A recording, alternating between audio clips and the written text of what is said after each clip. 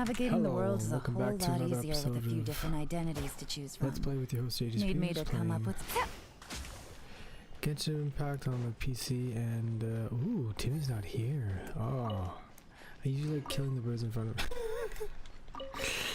If you've been playing for a while, you know why. It's not some heartless thing. Alright, so we're going to be continuing on with the Archon quest.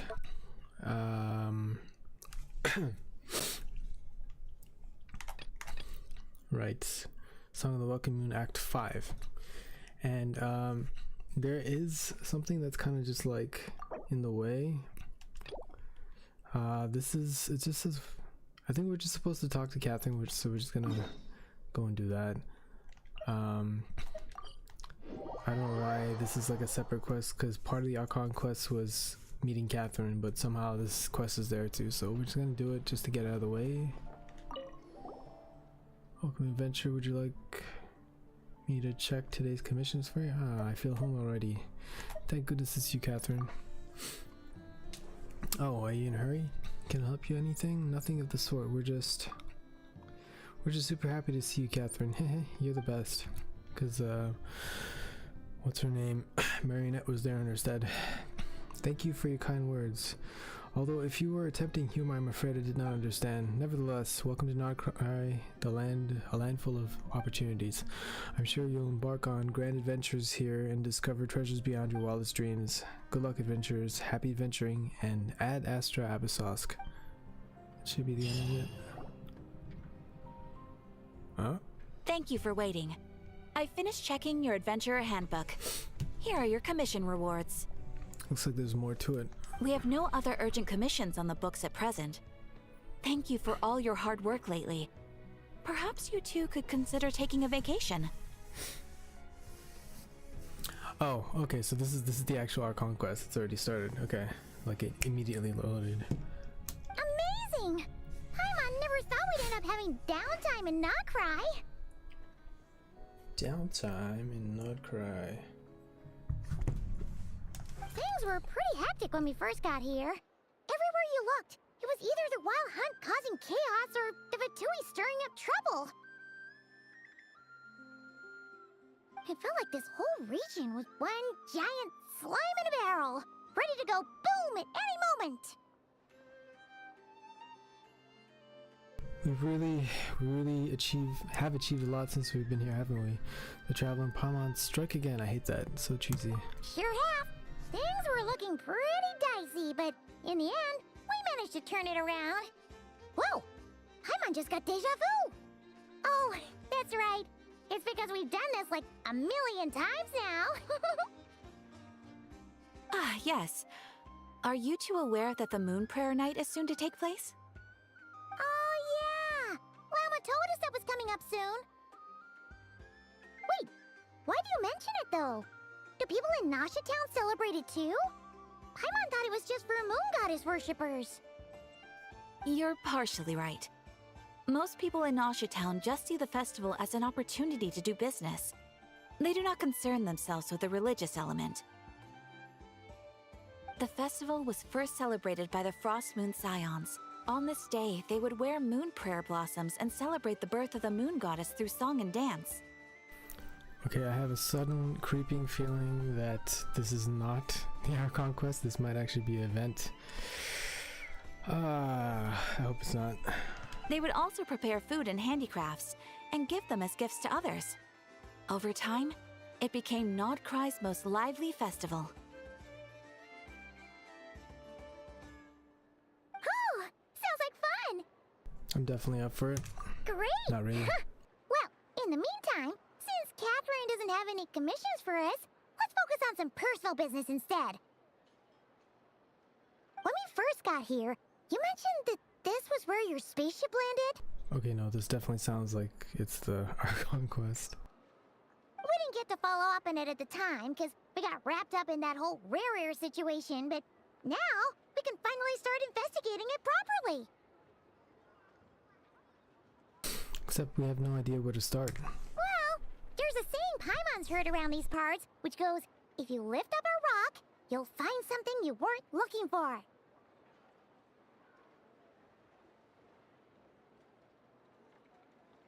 Okay. By that logic, you'll never find what you're looking for while you're searching. But the moment you stop looking, it'll jump right out at you.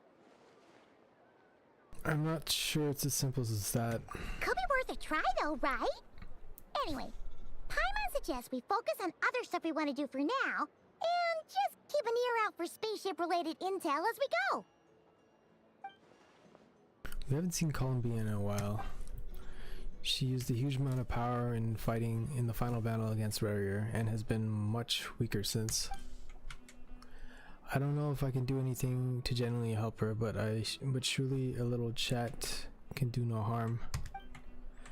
One other thing that concerns me is we've seen no trace of the doctor so far. What's wrong? When did they mention the doctor? Serious all of a sudden. Trying to remember when they mentioned the doctor. I'm also trying to update my titles. Sneaky me. I was just thinking about Columbina and the doctor. Huh? Paimon gets why you'd be concerned about Columbina, but what does the doctor have to do with anything? Yes, what does the doctor have to do with anything, Traveler? We learned back in that land that he's been investigating the moon, but he's been suspiciously absent so far. Oh, that's true. And now that you mention it, we're definitely overdue for a showdown with the Fatui. It is weird that he hasn't shown himself this whole time. What could he be up to? Engrossed in one of his experiments, perhaps. Either way, his current inaction is a good thing. True. Paimon would much rather deal with Marionette anyway. She says the meanest things, but when it comes down to it, she doesn't seem like a bad person. Maybe it's the pressure of being a Fatus? Especially as a Harbinger. Does she feel like she's gotta act tough to keep up appearances or something? That's probably it. Maybe. But then, every time we headed out with Rarier, she always wound up having to repair Polonia and her other robots. That's gotta sting. Losing face always hurts more for people who care a lot about their image. She's probably still furious about it. Paimon, I have a feeling she might have heard that. What? Relax, she's not even here. Huh? Alright. What's the matter? Catherine. Oh, nothing. Sorry, we'll be on our way now. Where are we again? Oh yeah, Columbina? Right, yeah, let's go see Columbina. Nocturne of the Far North started.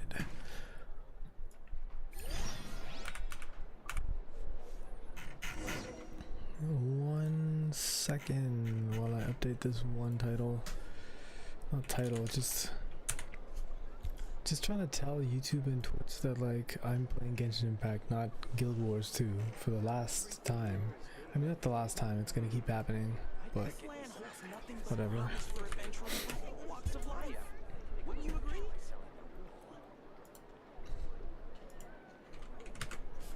Okay, where are we going? Okay, let's turn on focused experience mode just so we don't run into any hiccups. Okay, where are we going? This Nocturne of the Far North. Yes. Enable.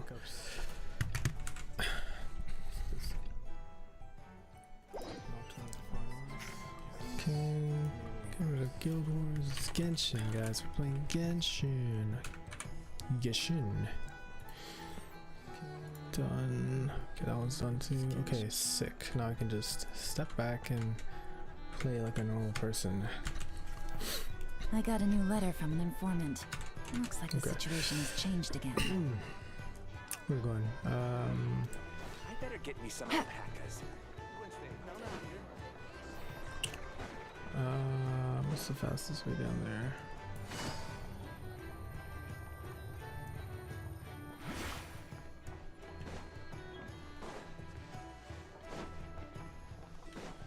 Oh, brother.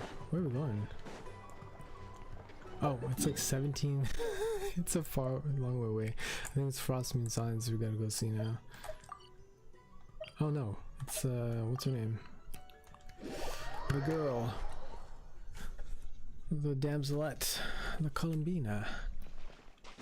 Why do we keep transforming to this guy every time? It's so annoying. I prefer my movement skills to get around. Thank you very much. Oh, I can throw fire a little bit.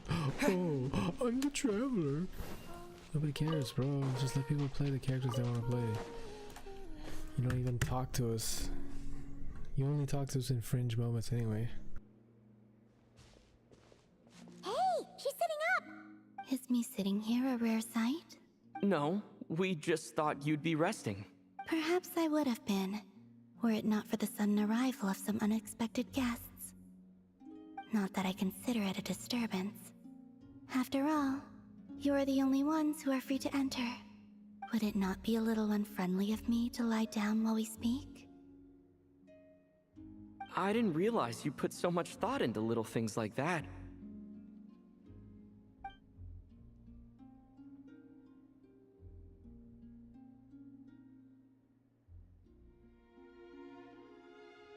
Only sometimes. There have been moments lately where I think about you and your companions. They are warm, mysterious, and cozy memories. Very few of my past memories are anything like that. They say that travelers return home bearing bags full of souvenirs. But my luggage was empty, and I believed it would stay that way. Return home? So, you're still planning on returning to the moon? Yes. This planet continues to reject me, reminding me that I do not belong here. If I remain into that, there will come a day that I disintegrate. And I don't mean reduced to dust, or turned into food for the flowers. I mean, I will cease to exist entirely. Alright then. Well, we're sure gonna miss you. But it sounds like we'll have to say goodbye. How do you intend to return? The moon prayer night is soon to arrive.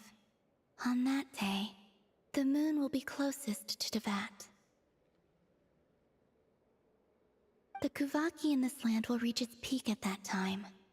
I merely need to grasp the tide, and with relatively little effort. Nah, we just rolled her and received her on our banner. You're not going anywhere. Oh, Paimon gets it! It'll work like a slingshot! You make it sound like she's gonna get blasted up to the moon. If I did that, I suspect I would crash into the false sky. I will be using a much gentler approach, but I do like the analogy. It's fun. You see? She gets Paimon's sense of humor. In the blink of an eye, the time has come to part ways. It does feel that way, doesn't it? Time seems to fly fastest when you are enjoying it. I have always thought of myself as a wanderer on this earth, and it has never expressed any desire to keep me here. Yet, just as I plan to depart, it tugs at my arm. Is this a gesture of affection? Or is the world mocking me? Oh, were you hoping I can answer that? Yes, you are a traveler, so you must have a lot of experience in this area. Then, what I would say is, enjoy the moment. That's right! Don't overthink it! Happiness is happiness and joy is joy! The point is to enjoy it, not analyze it! I see. Then what I would say is, even though I am very tired right now, I am still happy. I can't tell from the tone of your voice.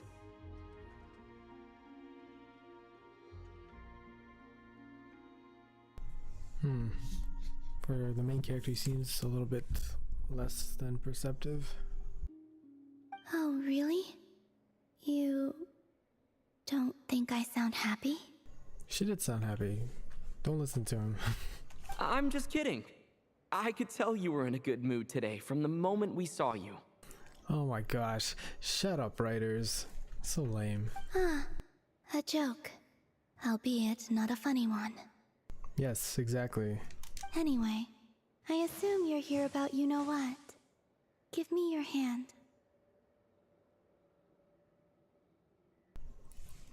Actually, it's not that. There's something else we wanted to discuss with you. Oh. Then, do you still want to give me your hand? Or not?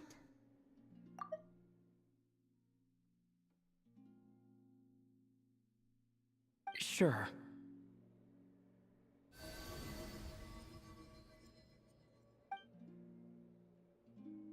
Thank you. So, I've heard that in the Moon Prayer Nights of the past, people here would hold celebrations in the Moon Goddess's honor. Since you helped so much in our fight against the Rehir of Solnari, I think you deserve a farewell party before you return home. I haven't asked everyone else for their opinions on this yet, but I'd like to invite you to join the upcoming Moon Prayer Night. I've never joined a moon prayer night before. I'm not sure what I would even do. Oh, don't worry about that. We take care of everything. All you need to do is show up.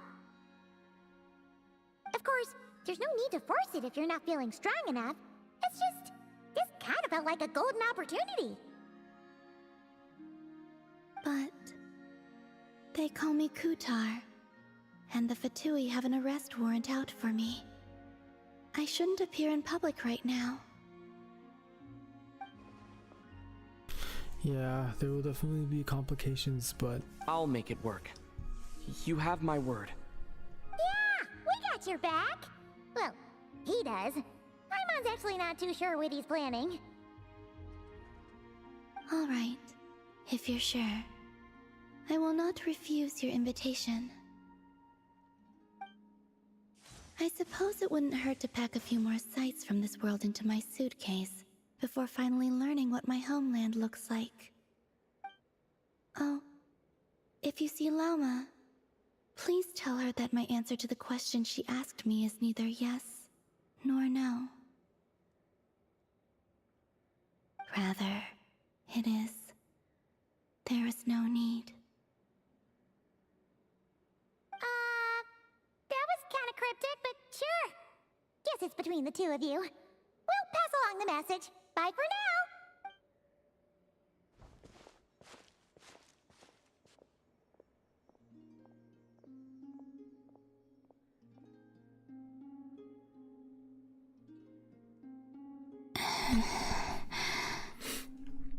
she seems lonely in that space. And also, I do not know. Oh, if you see Llama, please tell her that my answer to the question she asked me is neither yes nor no. And also, I do not know. Okay.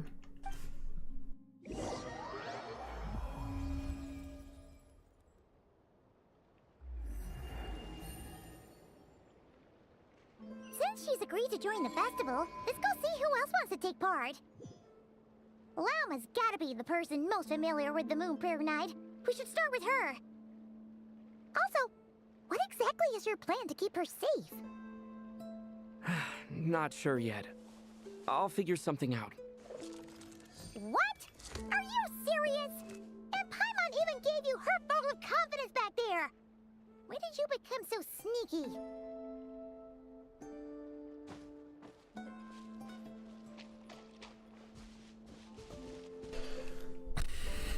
Okay, he's just making empty well, he's not making empty promises. He is the main character, you know, like that. It's just gonna work out for him. Everything is just gonna work out. What a guy, what a stud. Okay, deploy. This is my go-to team. Okay, so I'm actually thinking of getting a C2 Eula, because I can get C1, because like this event to temper thyself, right? So in like 2 days I get a Cella Fortuna. I was gonna do it for Baiju just to get that extra elemental skill charge, but seriously, I don't use them that much. It was a big deal when I first got him because like I was using him all the time. It was like Sumeru, Dendro was big. I mean, it's still big, but okay, it's not that big anymore. Dendro's been power crept. We have Yayamiko too, but I feel like the way she is now, she does enough. I do see limitations on the damage she does. Like, so Yayamiko's, let me just go through the characters. Yayamiko's available, then Eula's available, and a bunch of other, I mean, these three I'm never gonna put anything into them because they are standard banded characters, along with, I mean, did I use, no I didn't even do Jean last time. What happened last time was they were giving away a copy of Jean and I took it. What was it, Jean or Umemizu, whatever her name is, the new standard character. Anyway, Shenhe gets an extra charge too with her elemental skill. I never ever play her, ever. I don't really, I have used her, it's just, she's kind of like faded away because I haven't needed to use her. It's just endgame problems, like you have too many good units. This is never happening, I'm never gonna touch that, neither is he, they're both standard banner. So the only real options are, well, Baiju, I guess we ruled them out. So yeah, Yayamiko, Eula, and I don't know, maybe if I'm running some kind of special support kind of role, or maybe if I wanted to like, I mean, either way, to like get these characters fully C6'd, it's gonna take years. I think it's just through this kind of free Stella Fortuna system. But C1 for what's her name? Knight's an aristocrat. C1 for her gives me a damage buff, right? Physical damage buff. Every time I start vortexes, Grim Heart stacks are consumed. Every time you use the hold. So physical damage is boosted. So usually when I use the hold, it's right before I cast the burst.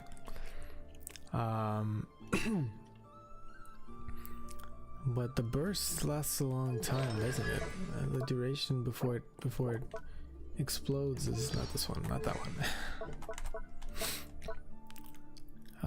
What is it? How many seconds? It's not 20 seconds.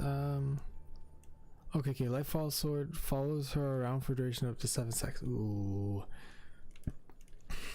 That means I gotta cast it close to the end of Lightfall Sword. Or Glacial Illumination. Cast it towards the end of, I gotta do the hold towards the end of that. And then I get the 30% damage boost. So then that nuke just becomes 30% stronger. So that's fantastic. And this C2 changes her whole thing. So I just don't even have to worry about, because when you cast what was it, Glacial or something? Ice-Tide Vortex, right? The press is like, what's the cooldown? 4 seconds if you do the hold, where you consume the 2 stacks. Usually you do 2 presses to get 2 stacks and hold, and you get like a burst of like, I think it should be physical damage, but like here it's saying it's AoE cryo, but I swear it looks like physical. Anyway, it doesn't matter. Just, it's like a mini nuke comes off, right? When you do the hold. But the press and the hold cooldown is what makes it a problem. So when you're building up energy to go into Glacial Illumination, without any of the constellations, without C2, you just have to keep pressing, and then you hold right before you go into Glacial Illumination, because it refreshes the cooldown, and you just go press to get those stacks in. But with this constellation, decreases the cooldown of Ice-Tide Vortex's holding mode, rendering it identical to the press cooldown. So that means you just go 1, 2, hold, 1, 2, hold, and it's just a rhythm that doesn't change, and the damage is just consistent and higher. So I really want to go for this. I feel like I'm kind of spoiling myself. I really want to go for this because she's so useful in like situations where the meta keeps changing and you just want to hit something really hard with like your sword. Share the same cultural heritage, Like that's what I had to but do the for knights this. had enough sense to do away with all the That's what I had to do for this when I came back to the game, right? So with all this new, superfluous I detail. mean, I did end up getting her, but still, it's not that much of a. I don't know. It's just anytime you want to ignore the meta, just hit things hard with the sword. That's always nice. Hitting things hard is nice with the sword. How we are about 600 meters away, we can do that. We picked up, oh no, we picked something up. Looks like we have to mark it down on the map. Oh jeez, here we go again. Wait, what? Oh, nocturnal blessings don't have seeds? That's annoying. Wow. Alright, let's walk this baby down. Genshin has a map and an official one. Okay, that was by itself. Sick. This is all the way down there, so we'll just teleport.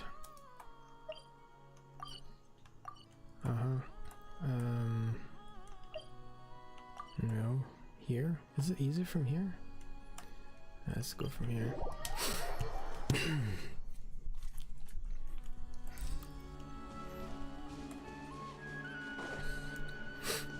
And if we're not grabbing it. Right, so I was doing not this. I was doing world questing today in this new area, and this area is still being populated with like all the nodes are still being populated on the unofficial map, so it's like there's no way for me to properly track what I'm doing, which is kind of annoying because it's gonna pop up later when it does get fixed. Whatever. Hey, Llama! It's us! Huh? Varka? What are you doing here? Beats me. I had a bit too much to drink last night, and when I woke up, I was on Hisi Island. Mr. Varka is helping to oversee Nasha Town's preparations for Moon Prayer Night. He is here to go over some details regarding the decorations and custom cloth designs. Right, yeah, that too. What do you mean, that too? So preparations are already underway. Yes. Celebrating this festival is a long-held tradition here in Nodcry.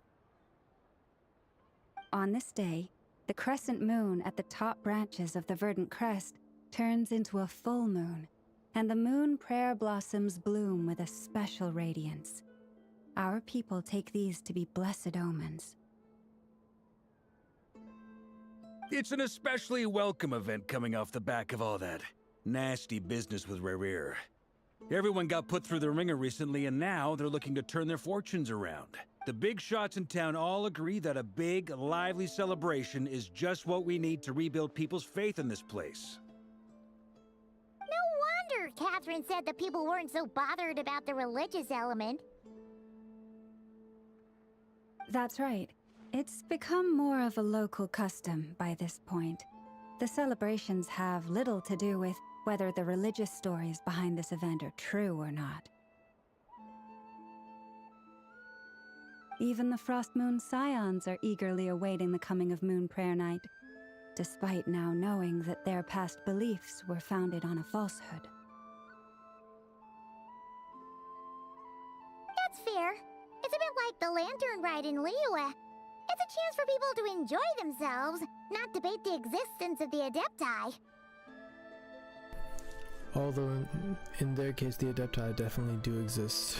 We've met plenty of them out in our time. Oh, one other thing! We just went to see Columbina. We went ahead and invited her to take part in the festival this time. Hope it's okay. Wait, so... you mean she agreed to it?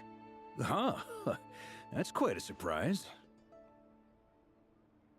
Then, I suppose that she intends to return to the moon on that day. Oh, yeah! It's kind of a complicated process, but basically, it's like a slingshot.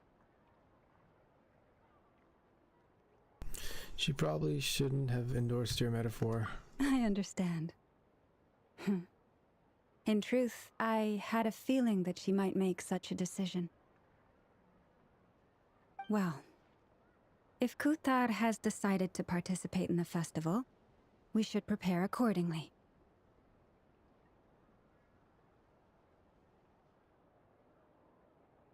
Yeah, exactly. She was saying how it could be risky for her to show her face in public. We were wondering if there was any way we could hide her. Unfortunately, the people who carved the statues did an excellent job of capturing her likeness. It will be very challenging to hide a goddess whose face everyone is so familiar with. Darn! We may have bitten off more than we can chew here. Nah, don't sweat the small stuff. We can handle that. Huh? Are you saying you have a plan? Not as such, no, but the most important thing with a festival is to keep the mood light and your spirits up. You can't go preparing for a festival with those long faces. You'll never convince anyone to enjoy themselves. The Mondstatter spirit is strong with this one. As it happens, I agree with Mr. Varka. Let's start by making our appreciation for Kuthar the beating heart of the festive atmosphere. And who knows, once we get the ball rolling, perhaps everything will just fall into place.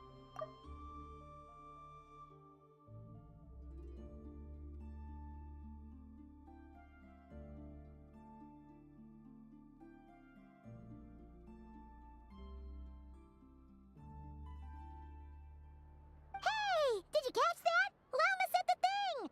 Or close enough, at least. What? And who knows? Once we get the ball rolling, perhaps everything will just fall into place. What thing? I'm looking forward to the Moon Prayer Night already.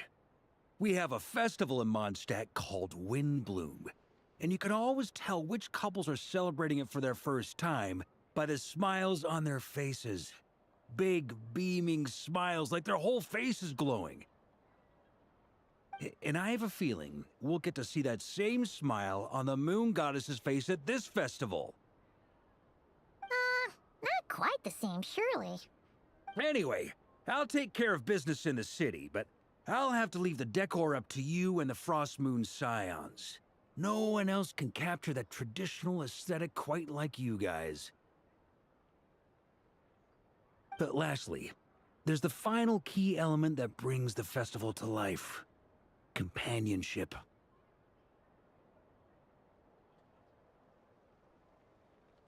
We'll take care of that part. Before you leave, let me show you something that we've been preparing. Mr. Varka had asked to see it already, so you may as well tag along. Also, I have some further questions about Kuthar's decision.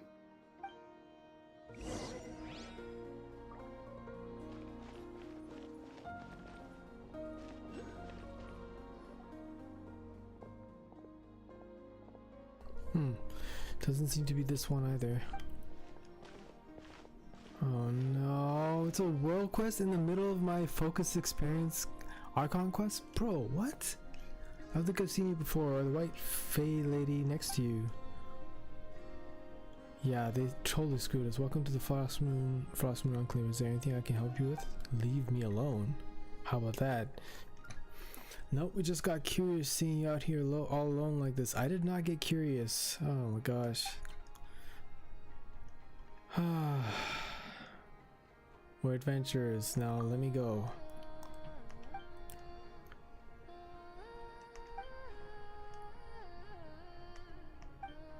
I was looking for pretty stones. Nope, I'm gonna use pretty stones to bribe mine into kidnapping me. Will that make... That's definitely not what I was expecting. You never heard the story of the legendary thief Reed Miller and the Fey Princess? This is so jarring. Like, I'm in focus experience, but it does this to me. Fix this. God damn. Oh my gosh. You never heard the story of the legendary thief Reed Miller and the Fey Princess? But my told me it was super famous outside. Come, lady with moonlit eyes, let me steal your heart with this jewel that matches your gaze, and whisk you away from this gilded cage. I'm not really sure what it means, but if you give something they like, that means you can go on an adventure with them, right? That's not what it means at all. Please stop talking. Story's not for kids, whatever. By the way, who is this Moon Mai you're talking about? Telling kids strange stories like that. She's not a bad person. She's about the same age as me. She's an adventurer too, just like you two. I caught her sneaking around camp once, so I made her tell me a story. For some reason, she seemed to think that we were some scary cult of weirdos who sacrificed kidnapped kids to the moon goddess. She tried to act all calm while begging me not to kill her. What kind of weird misunderstanding?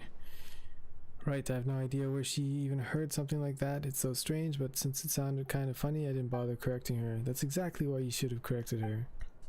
Anyway, in exchange, she promised to be my friend and told me lots and lots of stories about the outside world. Mom and Dad never let me read stories from the outside world. And see, look at Varkar. He's like, I can't believe you're stuck on another quest, you stupid idiot. Saying only non-believers would like such worthless things, but my stories were really interesting, like the fisherman who fell in love with the Fae, the thief who died 3 times but escaped from the lady of the underworld thrice, and the changeling who longed. Shut up!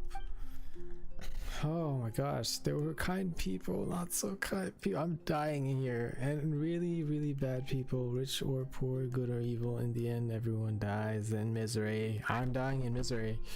Okay, yeah, your parents have a point. Those are pretty messed up. Yeah, definitely not the kind of stories you tell kids.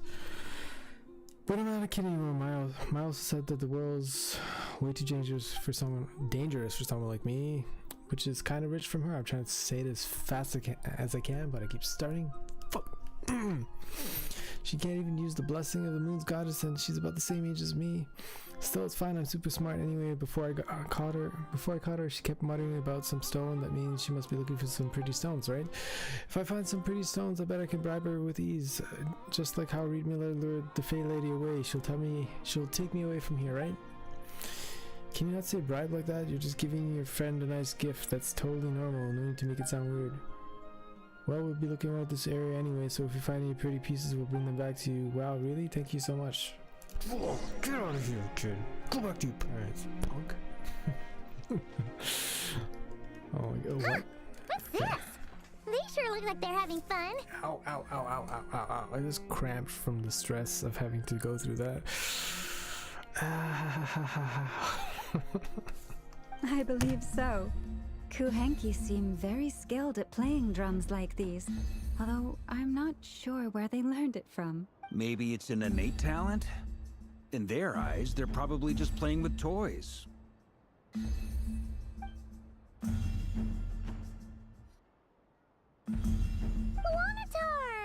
You wanna play too? Guess not. Yeah. She looks more confused than anything.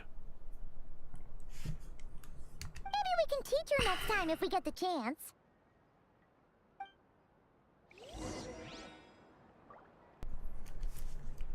Okay, hold on. Why are we following this thing, man? My gosh, just focus experience, man. It's on. I'm so pissed off right now.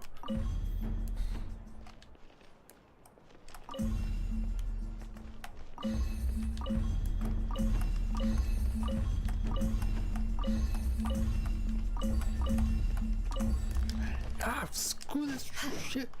Ah. Okay, oh, that silver moon is pretty something. More something. speed. What are these floaty things? Moon veils. Where are We they? hang them from buildings in the city during the festival. Oh. When you look at the sky through them, it creates a lovely misty effect. Those floaty things? Okay. Everyone seems hard at work. They're preparing items for Moon Prayer Night. For instance, the sculpture being made over here, Mr. Varka and I were just finalizing the details of where it will be placed. Ah, there she is. I didn't know the finished article would be so large. Not to worry, though. All the necessary arrangements have been made. Just let me know once it's ready, and I'll get some people to ship it over. You have my thanks. And over here, we are preparing a very traditional confection. Oh, look at all these colors! It looks great! Can Paimon try one? Of course. I have a feeling you'll like it a lot. You bet! Sweets and treats are Paimon's favorite! If you included those in the Feast of the Moon, I bet Paimon would have joined the Frost Moon Scions by now. There will also be verdant crests like this present in Nasha Town during the festival.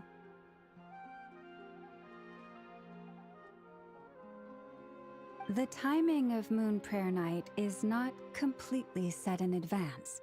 We make a rough estimate, then observe the changes in the verdant crests and moon prayer blossoms to guide us. As such, the wait itself is a fun feature of this particular festival.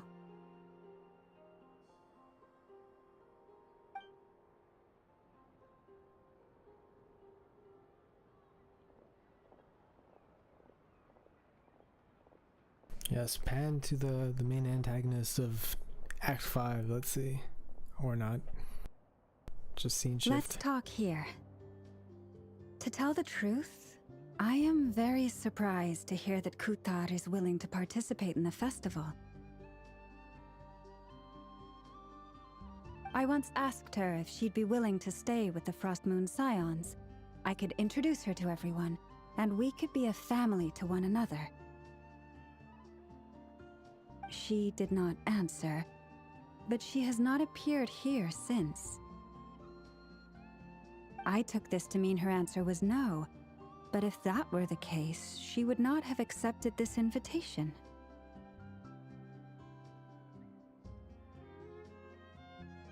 What do you say? Oh, speaking of answers, she asked us to pass along a message. I see. Maybe she is right. Maybe the Frost Moon Scions of today no longer need a moon goddess. What was the message? It's all because they had two lines to make it seem like you had a choice, but then you pick one and then you just completely miss the other one. Thank you. Thank you for nothing. But my wish was not for her to come here and be worshipped as a deity. I simply wanted to offer her a place to stay.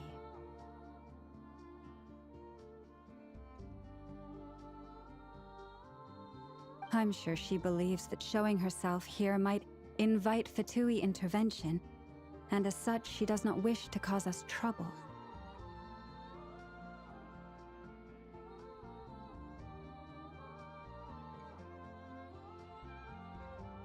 But what really pains me about all this is that this is her birthplace. She ought to belong here, yet no one has been able to grant her shelter. I think I'm qualified to weigh in here. When someone's about to depart on a long trip, what they need is blessings, not burdens. We should wish her the best, not make the journey harder than it already is. Anyway, she's agreed to attend, hasn't she? All we need to do is simply respect her decision. I see your point. Yes, she will soon depart after all. Our job is to leave. Besides, who's to say her journey to the moon is a one-way trip? It's not like she can't come back and visit if she wants, right? Paimon agrees wholeheartedly. Festivals are all about having fun, so let's keep it simple. All right, I'm gonna head back to Nasha Town soon. Wanna come with? For Columbina?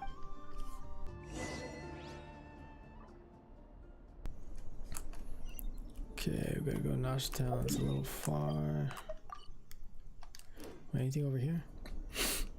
I wasn't really paying attention to what was going on. They were like pointing at stuff and like, what?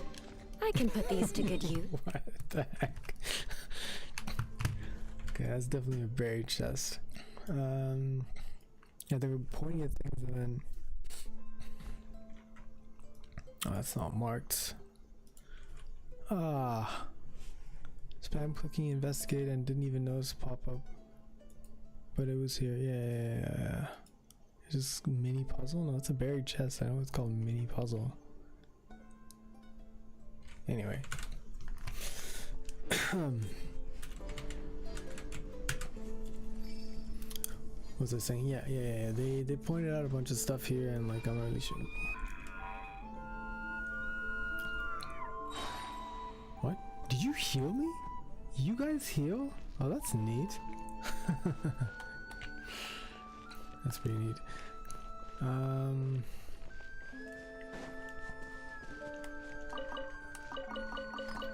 Just gathering some random stuff. Yeah, I didn't see everything. Is what's her name still up there? That's where we left her.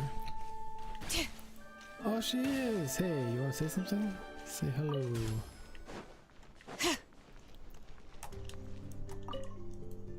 Goodbye for now. I look forward to the festival. No, you need to say something neat. Okay, I guess not. Grab more of these. Ooh, gotta be careful not to click on that NPC over there. Ooh, dangerous. And dangerous. Dangerous. Just ignore that. I never heard me say that. Okay. Heading over to Nasha Town.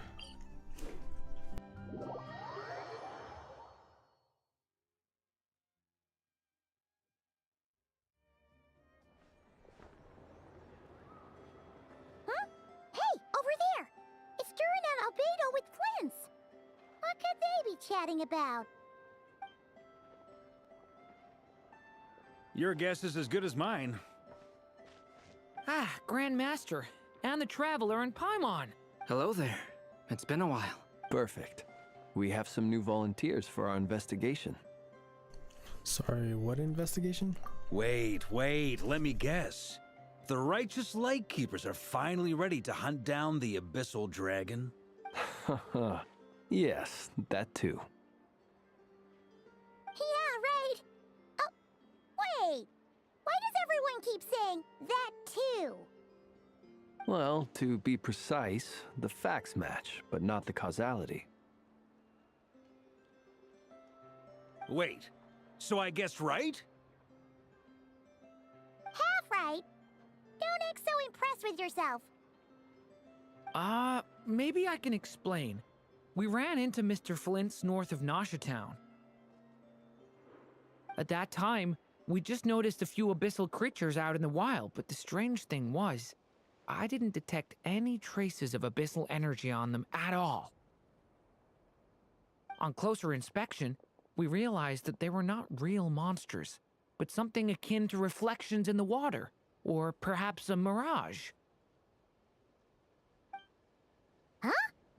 What do you mean? Like, you could see them, but not touch them? Exactly. It was very peculiar. They roared and tried to attack us, but we could not make any physical contact with them. I think I've heard of things like that happening in Nodcry before, but I don't know much about it. Yes, it's a known phenomenon. Mirage-like illusions tend to appear in Nodcry in the run-up to Moonprayer Night. From a distance, they appear quite real. I myself thought that Misters Durin and Albedo were locked in battle with abyssal monsters when I first arrived. But after sharing intel and investigating a little further, we can confirm that these illusions are harmless. There is no great cause for concern. I see. I'm glad they weren't real. All the Mirage stories I've heard are either animals, rocks, or small houses. Abyssal monsters, though? That's a first.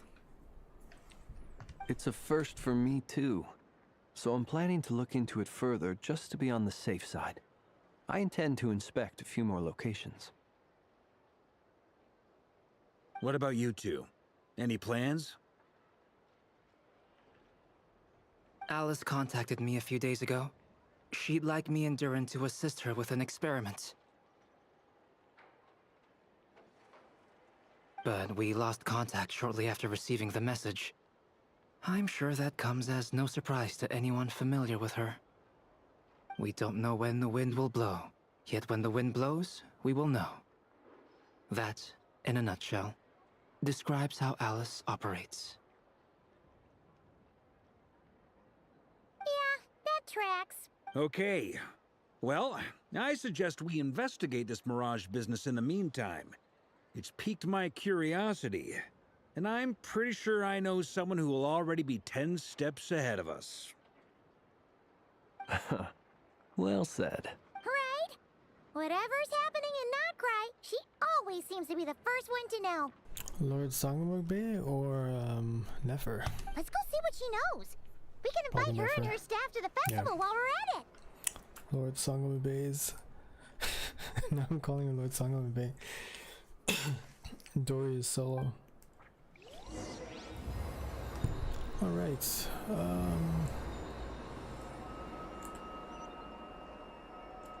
It's a bit closer than last time. Go up there, I guess. What's the fastest? Bring it!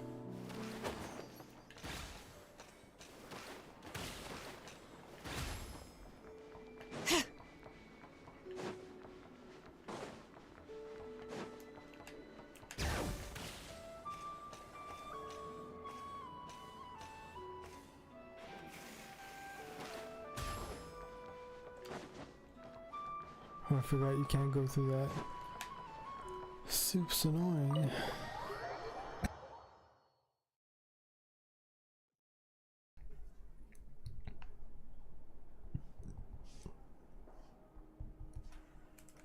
You're right, I have noticed. There's certainly something a little fishy about this situation. Only a little, though.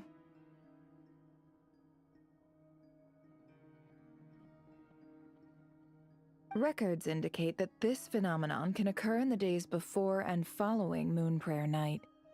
That said, it has always been a rare sight in the past. The odds of encountering these phantoms are similar to looking up in the night sky, happening to see a shooting star, and managing to make a wish before it disappears.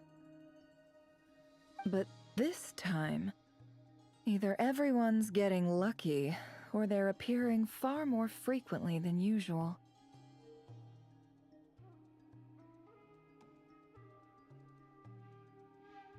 Yehoda's out gathering intel as we speak. In the meantime, let me check off some points of interest. First, the Abyss. The ones we saw seem to be abyssal monsters. Indeed. But we have identified one location where many more of them have made an appearance. And not just monsters, but human phantoms, too. Given the scale and nature of the phantoms, it's almost as if someone's last memories are coming to life. Or perhaps the memories of multiple people. Oh. So you mean the phantom monsters are hunting down the phantom humans?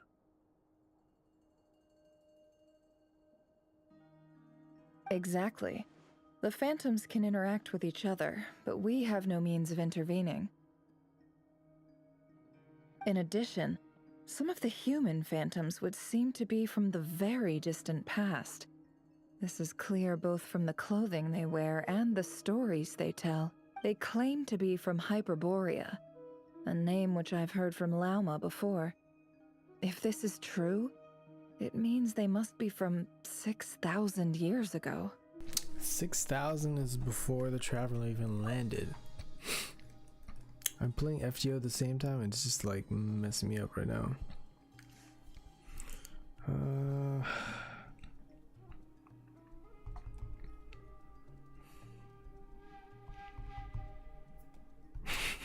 Yes, I'm still playing.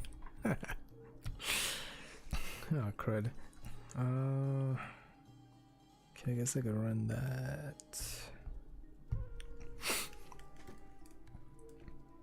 Okay, so... Indeed. But we have identified one location where many more Yehoda's out gathering in. Okay. Records indicate that this phenomenon can occur in the days before and following Moon Prayer Night. That said, it has always been a rare sight in the past. Did Paimon hear that right? 6,000 years? It sounds like this merits further exploration.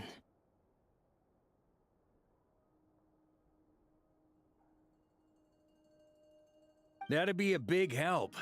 I'll leave it with you, Albedo. My knowledge of ancient history is non-existent. I used to doze off every time the pre-Knights Favonius era came up in class. It's quite a miracle that you were able to understand these phantoms' speech, given how long ago they lived. I suppose you're right. But I'll leave the archaeologists to ruminate over that conundrum. As an intelligence broker, my sole interest is in the value of the information I gather, which, in this case, hopefully means earning myself some good favor with our dear Lady Moonchanter. So calculating. Whew, this intel broker logic always catches Paimon by surprise. Sounds to me like we could split the work up. I think the abyssal phenomenon is best left to Albedo, Flint's, and me. Agreed. It coincides with my duty as a lightkeeper. For my part, I'd like to understand the abyss better. Even a little knowledge would go a long way. This is certainly a rare opportunity to study the abyss. But even rarer, perhaps, is the chance to make contact with the ancients. The Curatorium will take the lead on investigating the Hyperboreans. We put in the work to learn what we know so far. It seems only fair that we get some quantity of exclusive intel. That just leaves our trusty team of 2 unassigned. Seems like it, yeah. Wait, we're a team since when? Since you became an honorary knight, of course. This was part of my grand plan all along. Ha ha ha! Oh yeah! By the way, we managed to convince Columbina to come to the Moon Prayer Night celebrations. Would you and Yehoda like to join too? She agreed to that? Huh. Quite an achievement. Never underestimate the traveler, I guess. I'd be happy to join. No point shutting myself inside when the streets are all decked out. I doubt any clients will be visiting during the festival in any case. And Yehoda loves a party, so I'm sure she'll jump at the opportunity. No! No! No! No! No! No! No! No! No! Way to contradict me in front of... Wait! No, that's not what I have bad news, boss! So many people. Alright, everyone inside! Quick!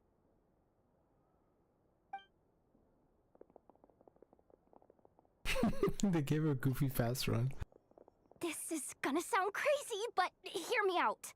I saw one of those phantoms at Star Sand Shoal, and it was some sort of flying ship. But 6,000 years ago? This doesn't make any sense. Like a spaceship? A spaceship at Star Sand Shoal. That's gotta be the one you came to Tibet in. You said you saw the same thing through the moon marrow, right? Huh? You already know about it? Ugh, I thought I was gonna blow people's minds. Turns out I'm the last to find out. Wait. Back up. You came here in a spaceship? Now my mind is blown! What's it like on the inside? Was it like flying through space? Maybe that's a I want to know everything! This is still a huge discovery on your part. Yep, exactly. Huge discovery. You're the best. Second best intel broker in the world. After your boss, of course. Wow. Really? Well, I don't know if I'm all that, but... Is she proud? I guess that decides where we're heading next. Come on, don't look at me like that. I know the spaceship doesn't have anything to do with me, but you don't want to leave me as the only one twiddling my thumbs, do you? Please? Fair enough. You can tag along. In that case, let's meet back here to discuss our findings once we're done. I don't like this guy's voice. I wish everyone a productive investigation. You too.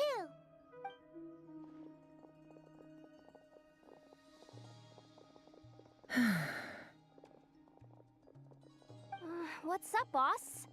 Aren't we gonna head out? Tell me, Yehoda, when did the Curatorium start giving out intel for free?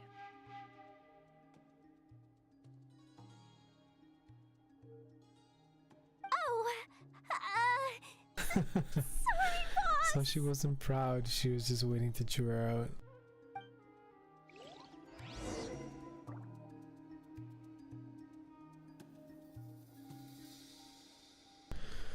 Alright, let's gotta leave, go outside, touch some grass.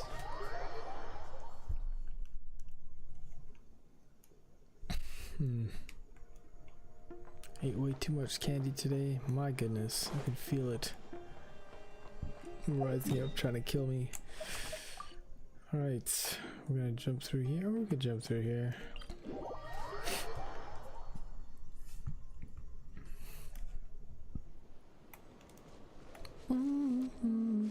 Nope, that looks like a world quest.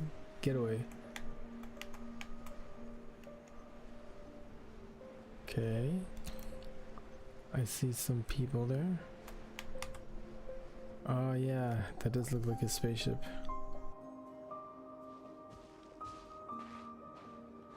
Well, what do you know? Yehoda was right on the money. This Phantom really is your spaceship. But that's so weird. Why would it show up here? Is it some kind of projection? Or a ghost? Like, maybe it no longer exists. But somehow it left an after image? I'm not sure either. Ah, you're already here. Miss Lauma, what a surprise. I thought you were busy with festival preparations.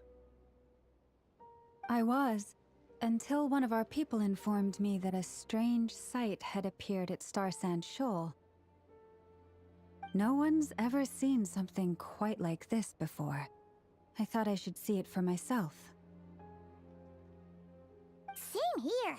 Oh, so we heard that these things appear around the festival period. Any idea why that is? Unfortunately not.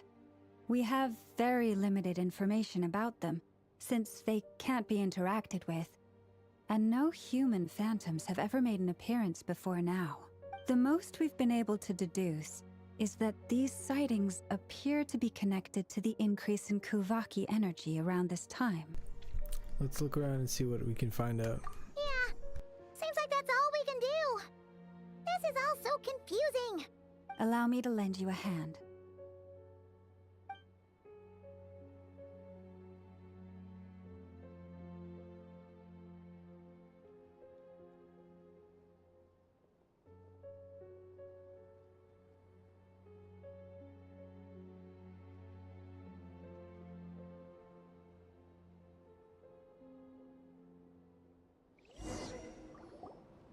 Everyone, our friend here should be able to provide us with some information. I'm just gonna talk to one of the projections. Is that a phantom Rhymehorn deer? I've heard about how the Frost Moon Scions live in harmony with the animals and can even communicate with them. That's coming in handy now, for sure. Okay. Yes, I understand. Then how about this?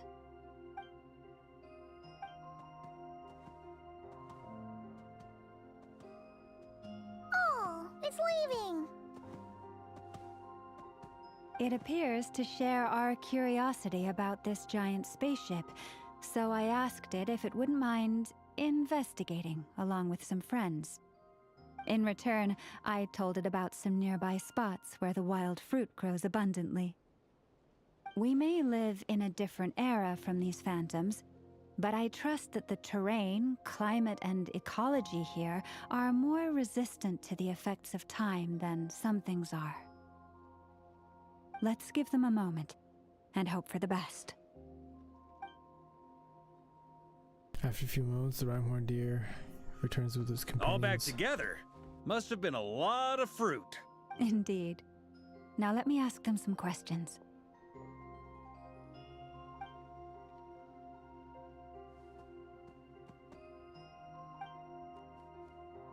It did find a lot of wild fruit, enough for them to feast for a long while.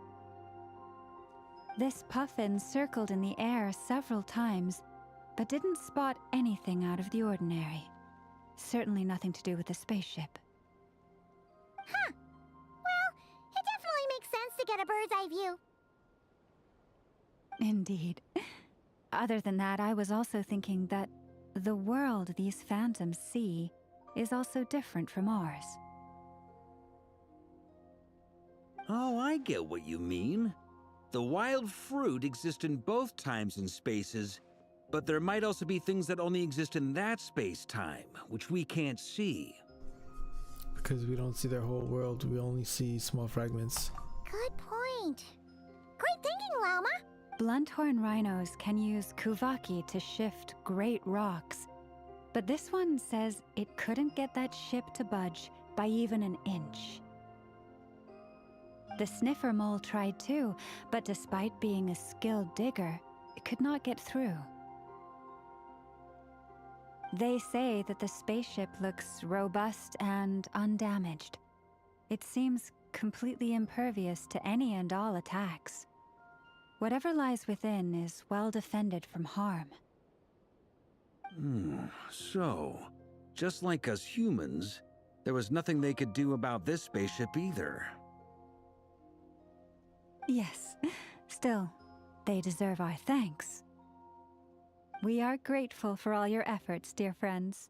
Now go, and enjoy your feast. I've noticed some other human phantoms gathered nearby. Come on, let's go talk to them.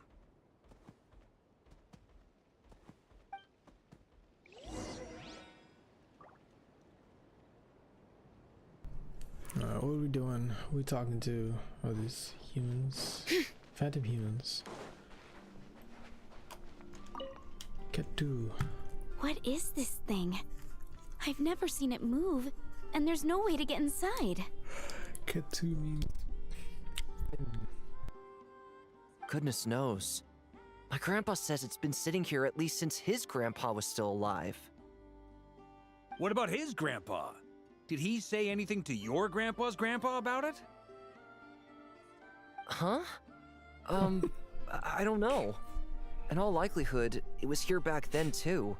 Hard to imagine something this huge could move. Guess that means that as far as they're concerned, this ship's been around a long time.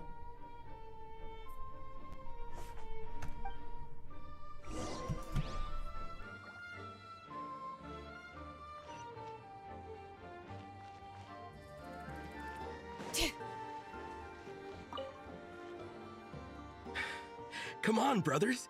If we can get even a small chunk off of this thing, it's gotta be worth a fortune. Today is the day we strike it rich. Huh? You mean Paimon? Yes, brother, I shall join you. Let's make our fortune. We should go with them. What the? This thing is crazy tough. I can't even scratch it.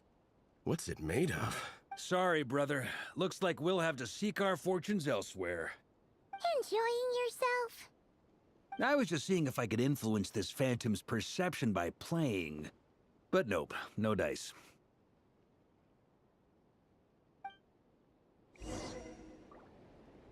I'm sure we're all starting to build up an idea of what's going on here now that we've spoken to some of the people. These phantoms are reenacting real historical events in Nodcry. It's almost like we're in some kind of interactive stage play. We can talk to the actors, but the plot is fixed, and we can't influence it. It makes sense. History is set in stone. The objective facts of the past cannot be changed. Paimon totally thought you were just goofing around earlier. But actually, you were doing some serious investigating. Of course I was. Anyway, at this point, I think we're forced to conclude that although the Phantom spaceship is right there in front of us, we aren't going to learn much about it from these people.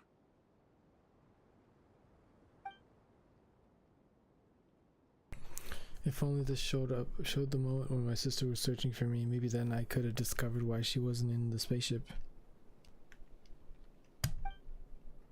Or if it showed the moment when it disappeared, I might have found out who was piloting it and where they were headed. What? If only this showed the moment my sister was searching for me, maybe then I could have discovered why she wasn't in the spaceship.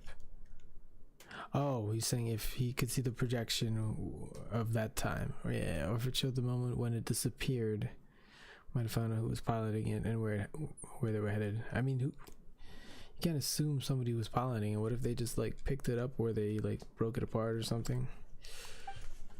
But no such luck. All we've seen is an arbitrary moment in time during its long stay here. Don't be discouraged. If nothing else, this is proof of the ship's existence. And think about it. So many people tried to hack their way inside, but no one could get the door open. It's made of very tough material. To me, that says that we'll either find the ship itself or the story behind it. It's just a matter of time. Thanks, Varka. Huh. Every now and then, when Varka gets serious, he actually does seem like Grandmaster material for once. He's gonna definitely hear that. I wonder how the others are Or doing. not. Let's head back for now. Sounds good. Also, drinks are on me if Team Knights of Favonius is the first to finish. Wait, we have a team name now? Am I in Team Knights of Favonius as well? You're very welcome to join. We've even got a cathedral ready for you. Isn't that technically blasphemy? You wouldn't dare make a joke like that if Barbados was in earshot. Nah, I'm sure Barbados doesn't mind a little harmless blasphemy once in a while. That's true. Where are we off? Are we gonna... Oh, it's gonna take... Hello. Oh, thanks. Do you play it on mobile then? Oh, no! Get away!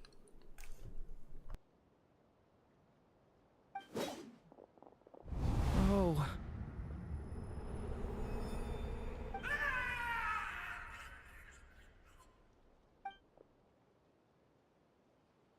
I know it's hard to stomach, Mr. Durin. But as I'm sure you've noticed, there is nothing we can do to intervene in that which unfolds before us. But we have to at least try. And try you have. But are you aware of how many unsuccessful attempts you've made now? I wasn't keeping count. I'm afraid this is the 39th failure so far. Or the 5th if we're only counting this particular victim. There are no indications that these phantoms may be altered in any way.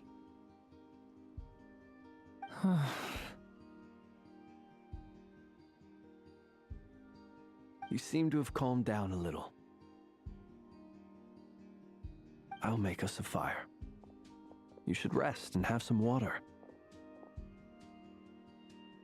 Feeling any better now, Mr. Durin? May I ask a few questions? Be my guest. What exactly are we witnessing here? What happened to those people? My guess would be that we are seeing Nodcry during the Conrian Cataclysm. Would that be accurate? Conria. That is correct. As you know, once the abyss senses even the tiniest crack, it floods in and spreads like wildfire. There was a time in the distant past when it permeated all of Notcry, causing immeasurable harm. The people paid a terrible price to heal this land. Then, 500 years ago, the whole of Tevat suffered an abyssal disaster. Once more, Notcry was dealt a devastating blow. I see.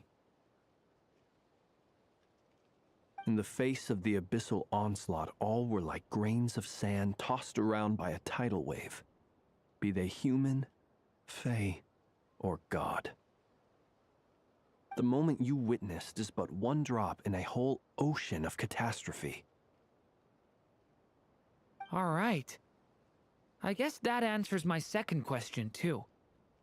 I wanted to know why there's nothing I could do to help them, and that's because what we are seeing is history.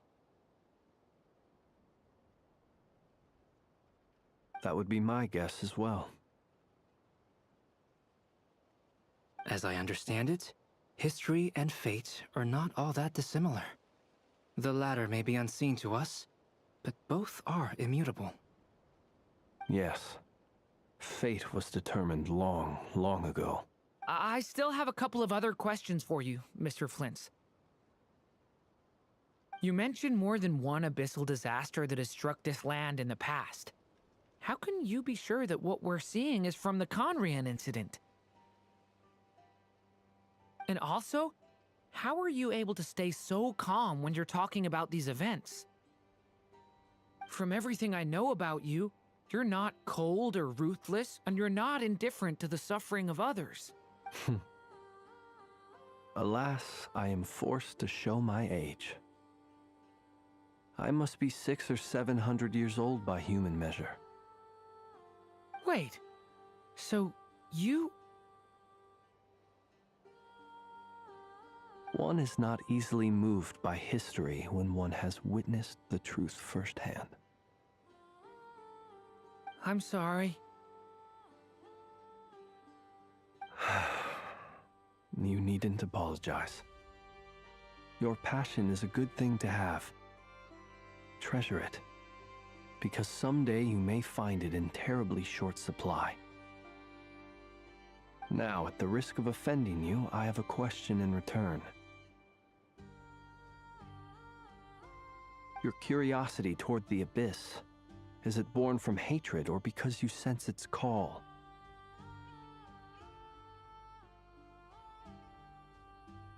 I only ask because I kept a fragment of Rarir's body in my lantern for a short time. Specifically, his heart. So I know what a burden it can be to carry the abyss with you. Okay, we're finally getting to the part right before the Durin event, so I'm pretty happy about that. Things are coming full circle. And I hear its power growling from somewhere within you. In my eyes, your mere existence is a miracle. My honest answer is... I don't know. I don't think I have the confidence to say for certain. What I will say is the abyss is not the only issue that haunts me. Even before I became who I am today, the question dogged me constantly. Should I even exist at all? My doubts remain unresolved. But when we fought Rarir, something became a little clearer to me. Sometimes it is the darkness within us that allows us to achieve the impossible. I certainly got the sense from your 39 attempts that you were trying to achieve the impossible. It sounds like you've resolved to see the truth for yourself. Absolutely. In that sense, he and I are quite similar. Then I wish you every success. I look forward to the day of your transcension.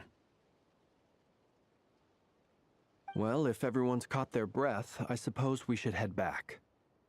Oh, and one last thing. I'd appreciate if you kept our discussion about history a secret.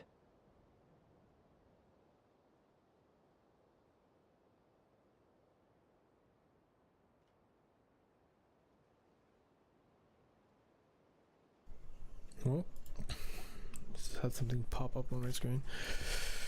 Okay, yeah, keep it a secret.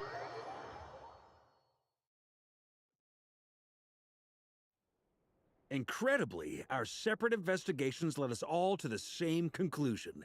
Hooray for consensus! Yeah, but we barely learned anything, though. I totally thought this would be the mother lode. Talking with the ancients? I mean, come on! But nope. All we got was useless snippets of conversation. And all this stuff about moons and hyperopia. What a load of baloney. Seems like people back then had a few screws loose.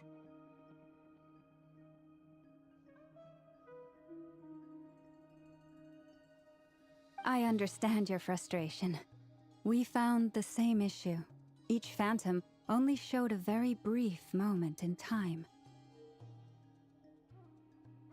There isn't much value to be found in these miscellaneous fragments of a civilization's history, no matter how glorious it may have been. If there's a silver lining, it's that these phantoms are harmless to the present reality. They shouldn't get in the way of the festivities. Paimon agrees. And not just because it's the first thing she understood in this whole conversation.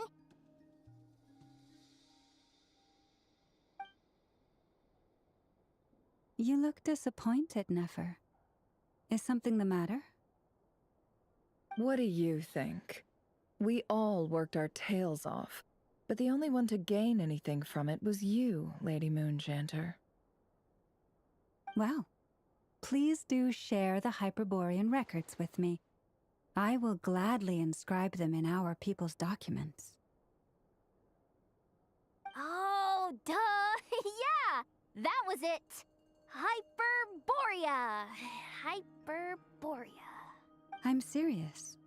Only an expert in the Frostmoon Scions and their history can turn these records into valuable research material. The alternative is to let them gather dust on the Curatorium's storage shelves until the pages turn yellow. Nefer, you're wise enough to know that cooperating and sharing the profits is the best course of action here. Well, that goes without saying. Sure, let's do that. Huh? But didn't you say we aren't supposed to give out intel for free? Sorry. Shutting up. Now is not a good time to push Nefer's buttons. Anyway, back to Moon Prayer Night. You mean a parting gift? Anyway, back to Moon Prayer Night. I'm thinking that we should prepare something a little special, aside from the usual decorations and so on. Can't go wrong with food. Although, does food go bad on the moon? Perhaps a lantern would be a better choice. It might be dark up there. It could prove difficult to light a lantern on the moon. Magical stones might serve that purpose better. What about a clockwork mecha model from Fontaine? I've got a whole bunch at home. I use them for fighting practice in my free time. None of these sound like things she would be even remotely interested in. But we don't interact with her enough to know what she likes. Yeah. It would really save us the guesswork if someone could find out what she's into. Looks like they're trying to get us to do it. Yep. Wait, what the? Traveler? They're all looking at you. Okay, I get it. I'll find a chance to ask her. Great! Haha, problem solved. Now, I need to stop by Dory's. Gonna need her help sourcing a bunch of stuff for the festival. Then let's leave it there for now. We all have our own business to attend to. Traveler, if you find out what Kutar likes, let us know right away. Gotcha.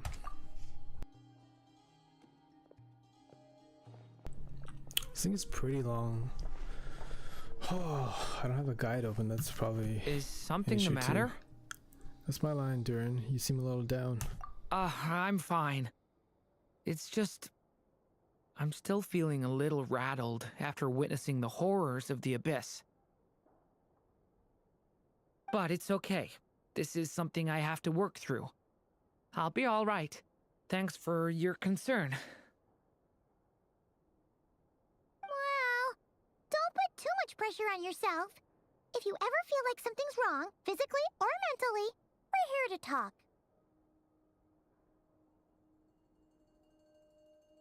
Don't forget, I'm a member of the Knights of Favonius. You can always rely on me.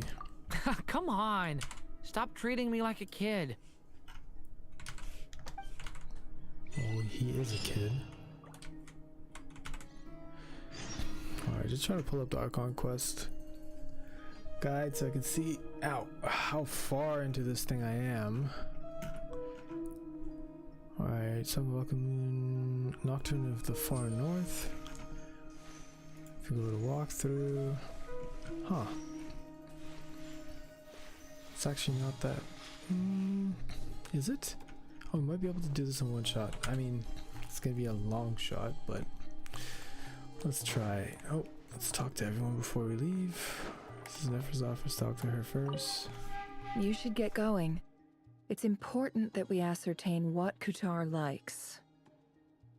She calls her Kutar.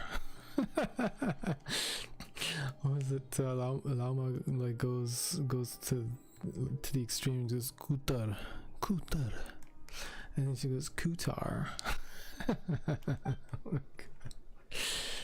Nice.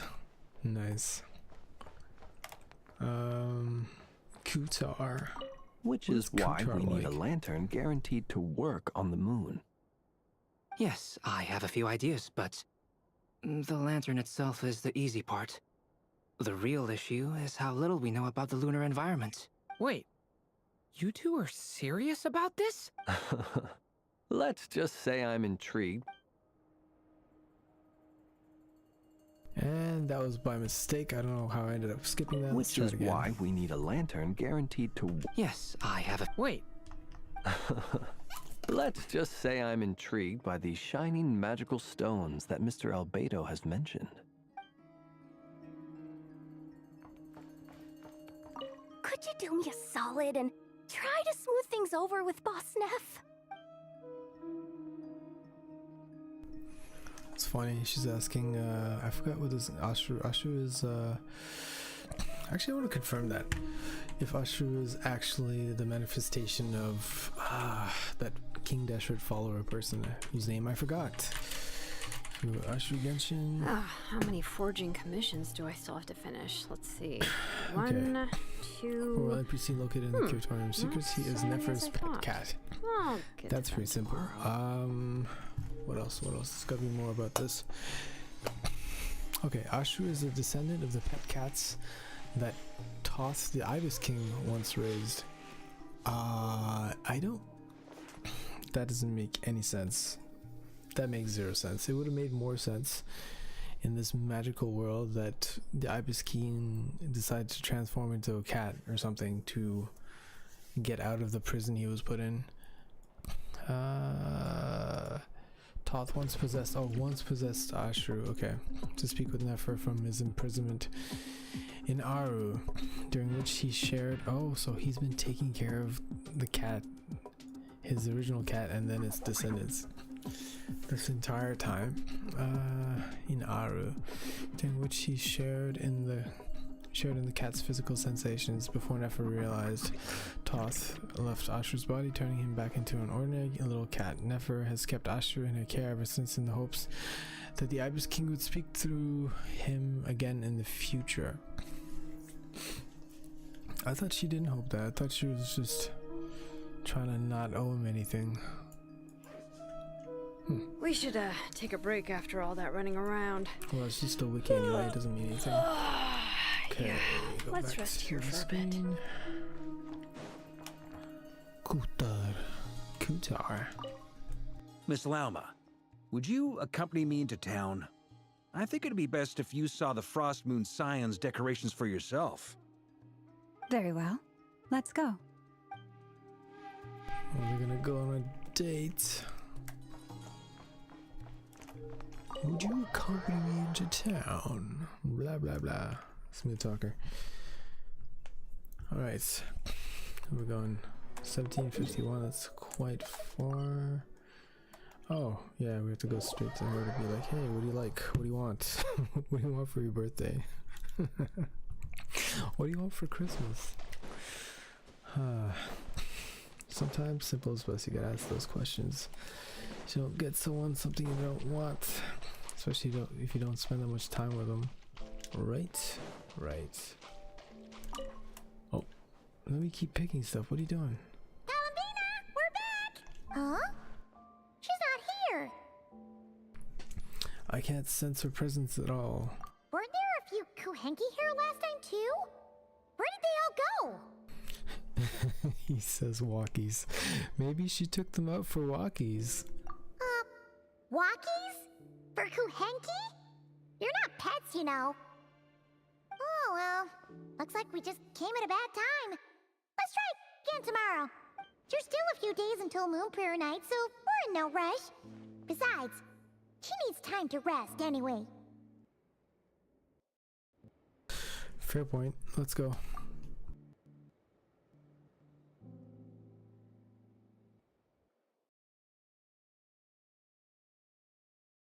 Columbina, are you back yet? Oh, how strange. Looks like she still isn't here. This is a bit odd. Right? It's not like her to spend so much time outside. Especially since she's worried about attracting unwanted attention. By the looks of it, she hasn't been back all day. What about Luanatar? Luanatar, you there? Luanatar is here.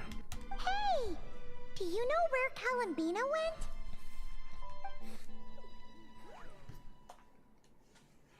Sorry, didn't understand. But if you know where she is, could you take us to her? Sounds like an I don't know either to me. Yeah, that's even stranger. That is even stranger. I thought there's supposed to be like beings really connected to her, so doesn't make any sense.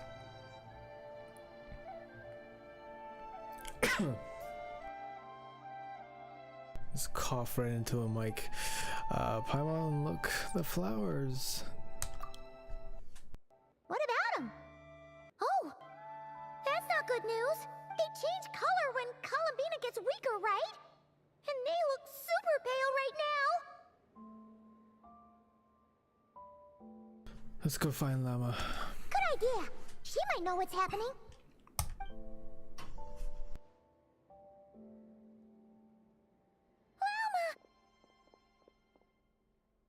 Ah, it's you. How is Kutar? Is she okay? She's missing. Has she visited the Frostmoon Scions? No, she hasn't. I came here to check on her after I noticed the flowers had changed color. Okay. Based on past precedent, she must be very weak right now. Even getting up to walk would be a struggle. It seems unlikely that she wandered off outside. Not to mention that she doesn't do that at the best of times either. So yeah, this is super weird. Has anyone approached Silvermoon Hall lately? No. Very few people are in the know about Kutar's whereabouts. And if anyone suspicious had visited, they'd have left some sort of evidence. Come on, let's go to Nasha Town. If anyone has seen her, someone there will know about it. It's not Kry's information hub after all. Makes sense. Let's go!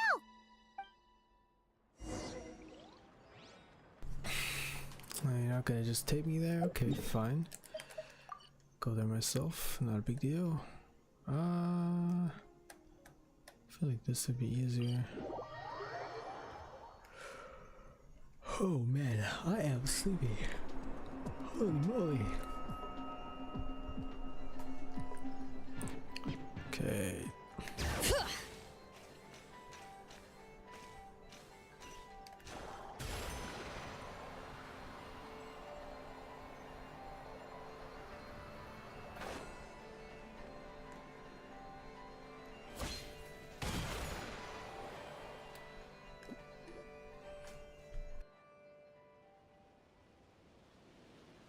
Moment.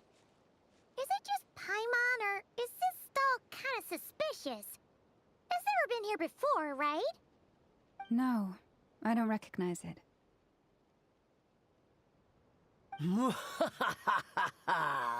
Alas, your free and easy adventure time is over. Now, prepare to face the final boss of Nod Cry. It sounds like Alice. Whoa! Where'd that voice come from? Not sure, but it's definitely hostile. No, it's not. What the heck? That sounds so like No, childish. no, not that way. The final boss is right here. The sniffer mole? That's Alice, right? I'm pretty sure it is Alice. That's the final boss? Surely not. That voice is a little familiar. Okay, the jig is up. I'll stop teasing you. Turn around. That is her, right? I'm right behind you. It seems I've managed to leave quite an indelible impression, even though you've never seen my face. Ah, nothing could make a great maid more pleased with herself. Was it Great Adventure of the Realms Dodo King, Defender of Old Mondstadt, etc. Dodo King? That's the title she has? Is that why Klee runs around with Dodocos?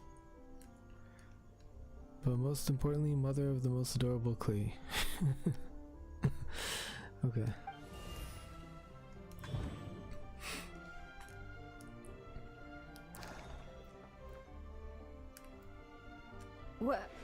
What is going on?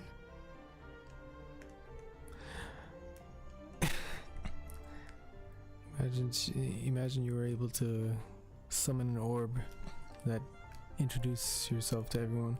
I've heard that all the Anyway. big shots in Teyvat have long, wordy titles that stun people speechless when they make their entrance.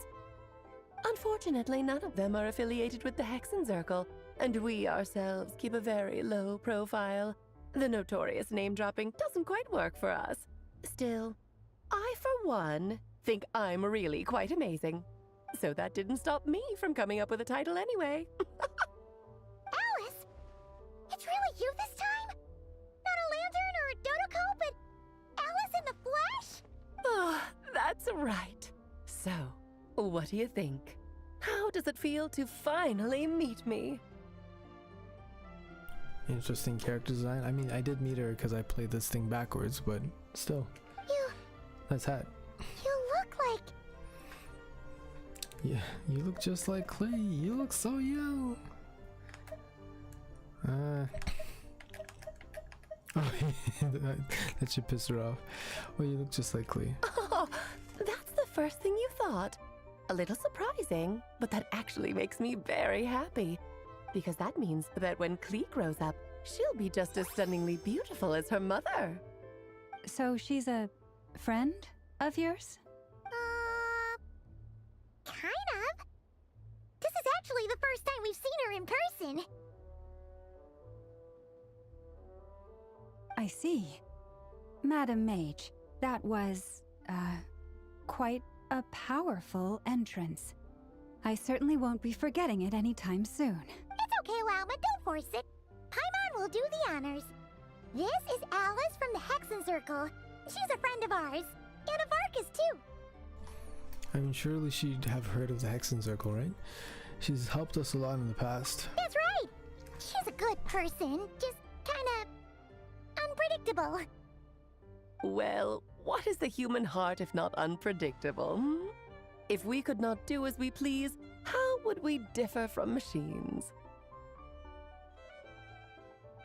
I am Lauma, Moon Chanter of the Frost Moon Scions. It is a pleasure to meet you. Oh, Oh, I know. Before you got here, I spent a good, 15 minutes getting up to speed on Nodcry's present situation. In other words, I've read the whole "in the last episode" part, so we can skip the pleasantries. Fair enough. Well, Miss Alice, I can already tell that you have quite a unique personality. He'll get used to it. Paimon sure is. So anyway, what are you doing in Nodcry, Alice? Oh, I thought I told you already. This time, I'm the final boss. And what a formidable foe I shall be. Powerful, confident, decisive, and good luck finding my weak spot. You will never succeed.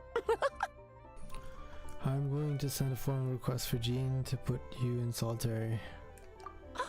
Oh, drat! My one weakness, and you found it in an instant. Fate has been dealt a devastating blow. Okay. Thus falls the great Dodo King. Why are you playing along with this nonsense? For funsies, of course. What's wrong, Paimon? Are you disappointed in me? Am I a gigantic letdown? No, it's just... You seem like a busy lady. And this is the one time you've shown up in person. Paimon figured it would be for something more high stakes than just goofing around. You're quite right. I'm here in Nodcry because something big happened. Something big enough it caught the attention of the Hexen Circle. It concerns the 3 moons, Tevat's borders, and of course, the moon goddess you are currently searching for. You know where Columbine is? Kind of. Why don't we discuss this over a pot of tea? My main reason for coming on this trip to Tevat was, of course, to have some fun. But I do technically have a job to do as well, namely, maintaining the stability of Tevat's borders. I'll skip over the complicated parts, but to sum it up, abyssal energies are all that lie beyond Tevat's border. We'd find ourselves in a real pickle if they ever made it through. And the phantoms you've been seeing are a sign that the border has been disturbed. No wonder they tend to show up around Moon Prayer Night. Is it because the real moon is now so close to us that its power can cross the border? In part, but only a negligible amount passes through. Just enough to influence the verdant crests and so on. And as you've noticed, there has been an unprecedented number of phantoms appearing this year. The influence of the moon beyond the border cannot explain this. No, there is another far greater factor at play. The trilunar syzygy. A trilunar syzygy. That sounds really stupid. Eons ago, before the heavenly principles came to Tevat, it was the then 3 moon goddesses who controlled the laws of this world. Okay, maybe it's not stupid, it's an actual thing. A straight line configuration of 3 or more celestial bodies in a gravitational system such as the sun, earth, and moon during a solar or lunar eclipse. Yeah, okay, it's just when it just lines up right. Still a dumb word. You're talking about life and death and such, aren't you? Oh, that's exactly it! The 3 goddesses split these powers amongst themselves, promising never to consolidate them into one singular body. This was meant to keep the world stable. But, fast-forwarding to the present, the eternal moon's marrow is with you, while the iridescent moon's marrow, which should never have appeared in this world, has been retrieved. Add that to the presence of a moon goddess in the flesh and...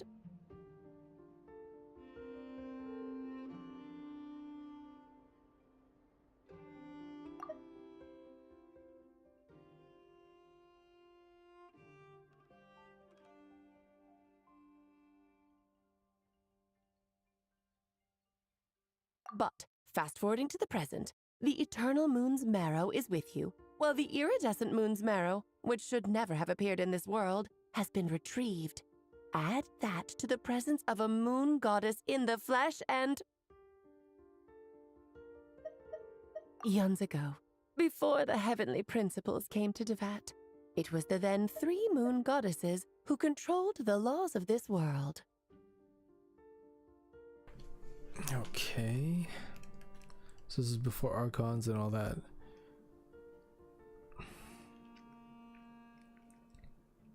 So Nodcry is what, like supposed to be like a fragment of the past before the Archons? Okay. The power of all 3 moons is gathered here in Nodcry. There hasn't been an event like this since the War of Funerary Flame, and it's having a noticeable effect on Tevat's borders. Why are you so concerned about borders, if I might ask? Because I wish to give my darling daughter a peaceful, sunny environment to grow up in. Is that a good enough reason? No. Kinda sounds like you're dodging the question, but it does make sense. Well, that's one reason anyway, and the most important one. The others are a little complicated to explain. For instance, cleaning up after dearest Miss R. Rhine-daughter? Albedo could tell you more about that if you're curious. But right now, I have a more important question to ask you. Why are you collecting the moon marrows? Albedo wants to use their power to return home. Oh, sleepy time. I see. Nicole told me about that legend once. Nicole? You mean Mage Anne? Oh, so you remember. I don't remember this, but apparently we heard her voice in Fontaine. Yes, of course. That was a story about fate, her area of expertise. But back to the story of our dear moon goddess. I'm afraid her intended method of returning to the moon is unlikely to work anymore. What does that mean? She may be missing, but she hasn't gone anywhere. She has disappeared. Once long ago, the damsel who lived here walked something. So I'm assuming she was sent into the other plane, maybe? My body is so heavy. Wait, no. It's my mind that's heavy. My arms and legs are as light as a feather. What's happening to me? I feel drowsy, like I've been asleep for too long. Is it daytime or nighttime? Is the moon out?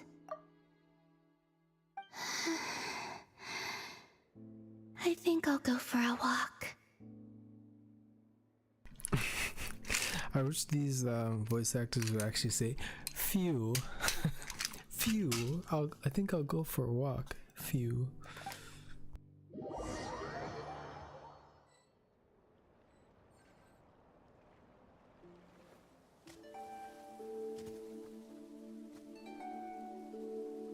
Are you out for a walk too? Huh?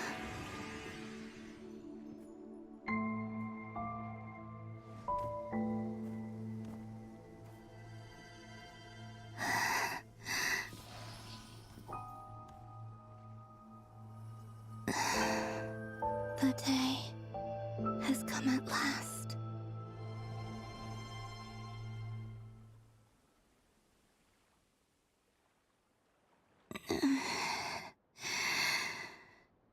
Have I grown so weak that I can't even sustain my physical form? But Moon Prayer Night is nearly here. I was so close to returning home. Death is near. Is this how it ends for me? Will I return to the moon after I disappear? Or... I don't want it to end like this. So far, at least, I still exist. Even if not physically, I can still feel, but as my power wanes, I'm sure that too will fade. I suppose I might take one final look at this world. The world where I was born. She knows she was born here, but she still considers the moon home. I find that a little strange. This may be your last chance to visit the Frost Moon Enclave. Don't let it slip away. Come on, come on! Wait for me! The Frost Moon Enclave. How much it has changed since I was born. These decorations, they're so heavy. It's times like these when you kind of wish men could be priestesses and acolytes too. Phew. How fascinating. I've never had the chance to be privy to people's private lives in this way. In the past, people would get so solemn and serious the moment I showed my face. Like they were frozen stiff. Karina, Lametti, it's time to eat. Coming! I want to watch them a little longer.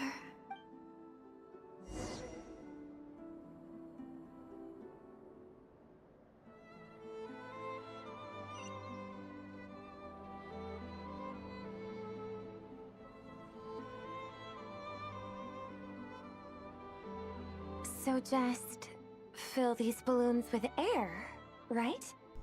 This ethereal form or astral form should really be an outfit. Like, I don't know, I haven't seen that option, but like, it'd be a dope outfit, like a fantastic outfit.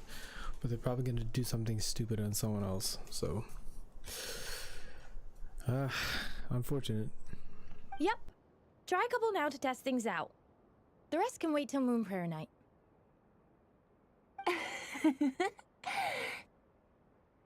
Think fast.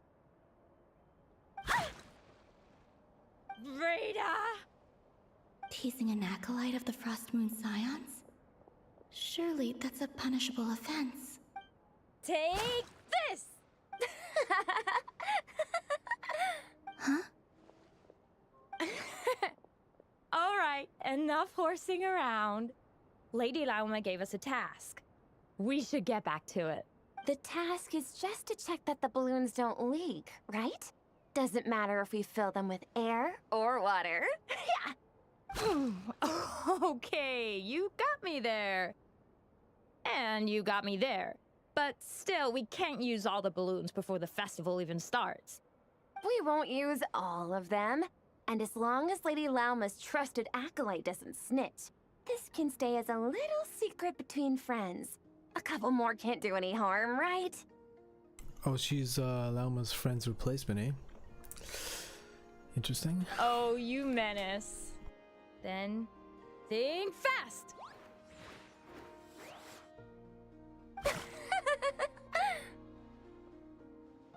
Is pumping a balloon full of water really so much fun?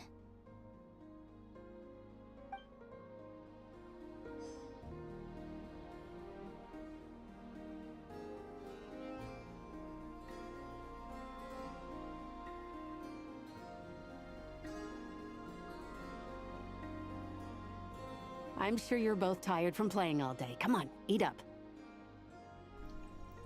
Was it, so I just noticed there's no stamina bar right now, so they managed to keep that detail there. That makes sense. I mean, why would you have stamina if you're in astral form? A plain, humble meal. That has always been the way of the Frost Moon Scions. Huh? How come Lametti got a midsummer berry dessert? Oh, I always get Lockaberry. I don't mind sharing. You can have a bite of mine if I get to have a bite of yours. Hmm? They're sharing food? I've never shared food with anyone before. Even at the Harbinger tea parties, everyone just ate off their own plate. And when I couldn't finish my food offerings from the Frost Moon Scions, they'd leave the leftovers out under the moonlight for the animals to claim. Hey! That was 2 bites! Oh, then you can have another bite of mine. Oh, you too. Oh, don't fret now. Here, have some of Granny's too.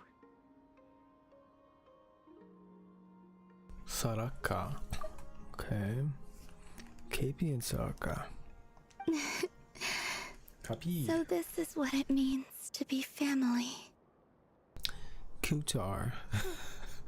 I can't let that go.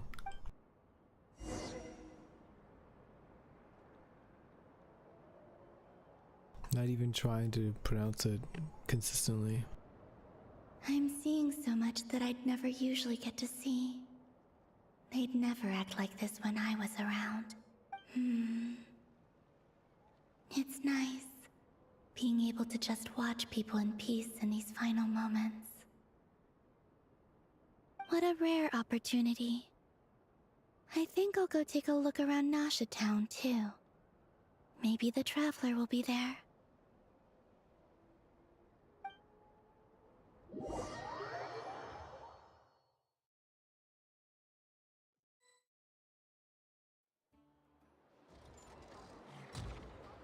After the War of Funerary Flame, the Moon Goddesses were no longer recognized by Tevat.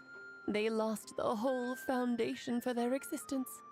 That's why the Moon Goddess's strength is fading. She cannot withstand the world's rejection of her. It's just like what Columbiana said, the world itself is rejecting her. To be more pedantic about it, the Moon Goddesses did something to offend the heavenly principles, and that's why they were ousted. Something of a recurring theme in Tevat's history. Theoretically, speaking so candidly should put me in their crosshairs too, but they can't tell me what to do. I'll say whatever I want. Anywho, the Moon Marrow energies were but a drop in the bucket for her, and that battle against the Ray Hair of Solnari only weakened her further. Fortunately, it happened close enough to Moon Prayer Night when the Kuvaki concentration here is high. That's the only reason she managed to survive this long. Okay, hang on.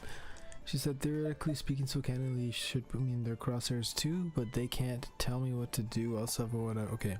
I thought she said they can't do anything to me. That would have been interesting to hear. But she's just saying they can't tell me what to do. That's fine.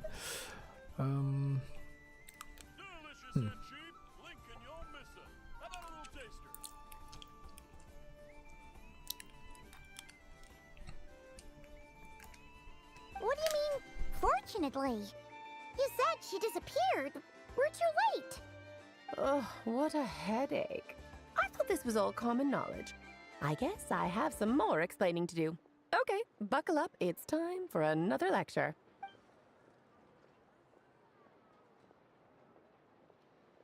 Now, I said earlier that the Moon Goddesses lost the foundation for their existence.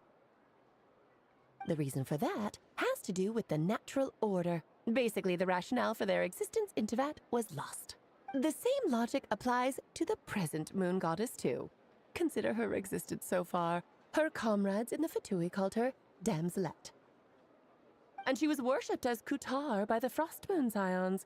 But these connections have now been severed, whether by her hand or yours. So, the rationale that once sustained her existence is now gone. Wait, we did that to her? Oh, well, strictly speaking, yes.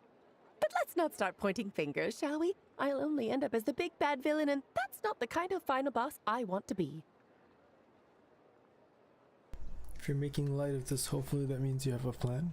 Of course I do. I'm only the greatest mage in the whole entire world. Now, if you wish to find your Moon Goddess, there are two problems we need to solve. Firstly, we'll need to strengthen the connection between her and Tevat, at least enough to sustain her until Moon Prayer Night. Strengthen her connection? But does that mean I'll have to rally all the Frost Moon faithful behind this? I'm afraid a bygone faith and a former home won't be of any help to her now. Do you know her name? Her name? Oh, yes. Names are very important things. A name is a fundamental concept that anchors one's entire existence. I asked her but she said she didn't know. Then your first job is to find it. As a Moon Goddess, I'm sure she must have a name she identifies with. Neither Columbina nor Kutar is her true name, and she's never really accepted either of them. So, finding out her real name is enough to sustain her existence? Yes, I know it sounds like a small step, but every journey begins that way. So for now, that's all we need to focus on. The second problem is with her plan to use the moon marrows to return to the moon. Unfortunately, piercing through the false sky will take an enormous amount of power. Given her current condition, she won't be able to provide anywhere near enough power, even if she recovers her physical form. But no need to fret. Nicole's the expert in this field, and I'm sure she'll figure something out. Wait, Mage N is going to help us out too? That means we've got 2 Hexazircle mages on the case. This is turning into a pretty big deal. Actually, this is more of a side quest for me. Like you said, I'm a busy lady, so I can't stay for too long. I'll have to return to Tevat's border soon. Tevat's border? She's just up in Tevat's... Okay. Anyway, thanks for telling us all of this. That's the upside you get for looking out for my little Klee. Hopefully that will incentivize you to carry on keeping her company in the future. Anyway, jokes aside, you'd better get moving. It will take quite a miracle for the moon goddess's consciousness to hold out till moon prayer night. Oh, I suppose I might as well tell you where Nicole is before I leave. Off you go now. Time to meet your new friend. Oh, yes, and a little suggestion. Don't forget to mind your heads. What? I wonder how Durin's doing. I should really go see him before I head back. You really are super busy. I most certainly am. There's so many children I have to keep tabs on just in Mondstadt. Durin, Albedo, Venti, Varka. Durin, Albedo, Venti, Varka. There were some unexpected names in there. Yeah, Venti? Varka, Durin, Albedo, yeah, but Venti, I don't know about that. Klee didn't make the list, huh? I forgot about that too. Of course not. Klee is my pride and joy. I have no qualms about her, because she's the best child in the whole wide world. Yep. Klee's a little angel. I'm glad you agree. Well, all the best. See you when I see you.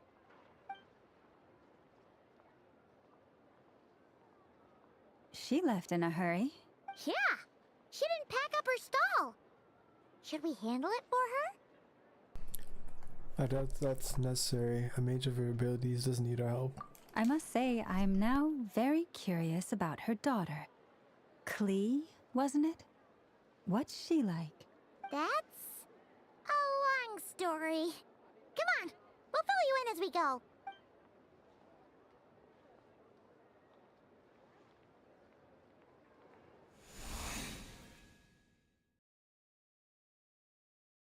Back to Columbina?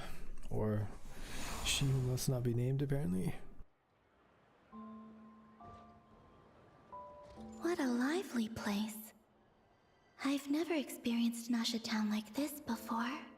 Hey, you old geezer! Your hammer's rusted through! Who are you calling old geezer? Are they quarreling?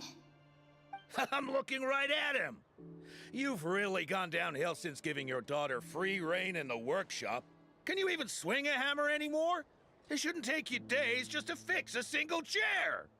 You might as well use that hammer to massage my back for all the good it's doing. Okay. I have an issue with... Okay.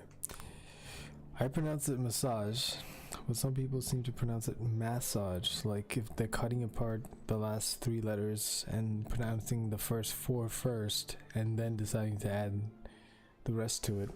It's kind of weird. Don't run your mouth, or you'll get a back massage that'll put you in bed for the rest of your life. Look, the materials haven't arrived yet, all right?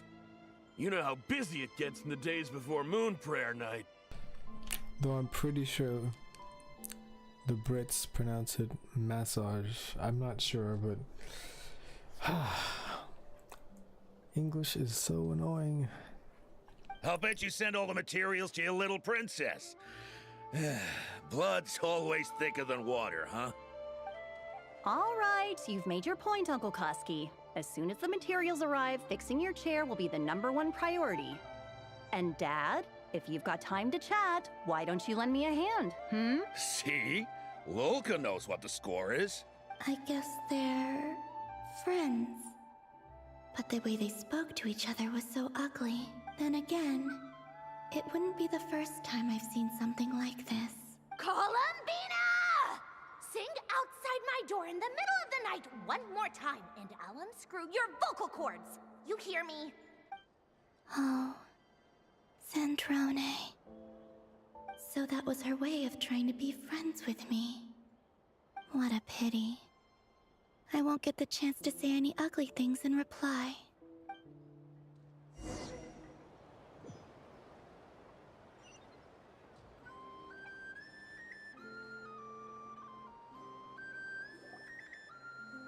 Hey, have you decided what to give her for Moon Prayer Night? I sure have. She's gonna get the surprise of her life when she's least expecting it. Then I'll whip out the ring and pop the question. The surprise of her life. What a fun turn of phrase. Cool, I get the picture. You can spare me the gushy details. Ooh, looks like we have a customer.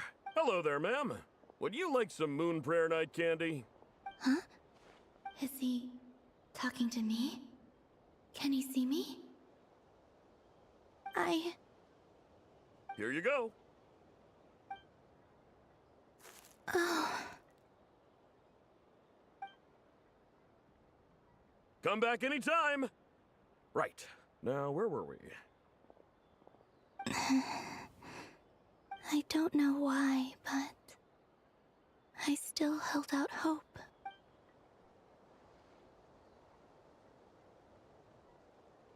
The most important thing right now is to find that mage. This name thing seems super important too, but where do we even start looking? I'd better go pay the Fatui a visit.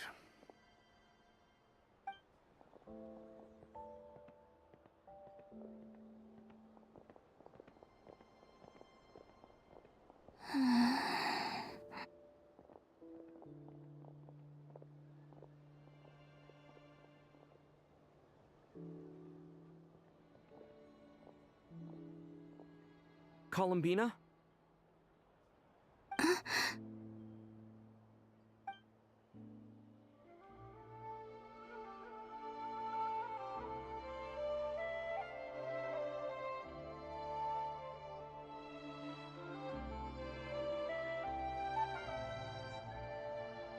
Traveler?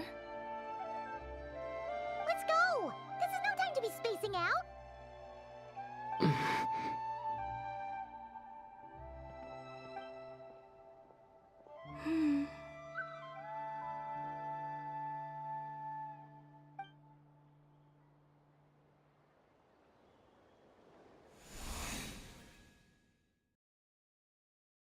Maybe it's not so bad just staying quietly by their side like this. Okay.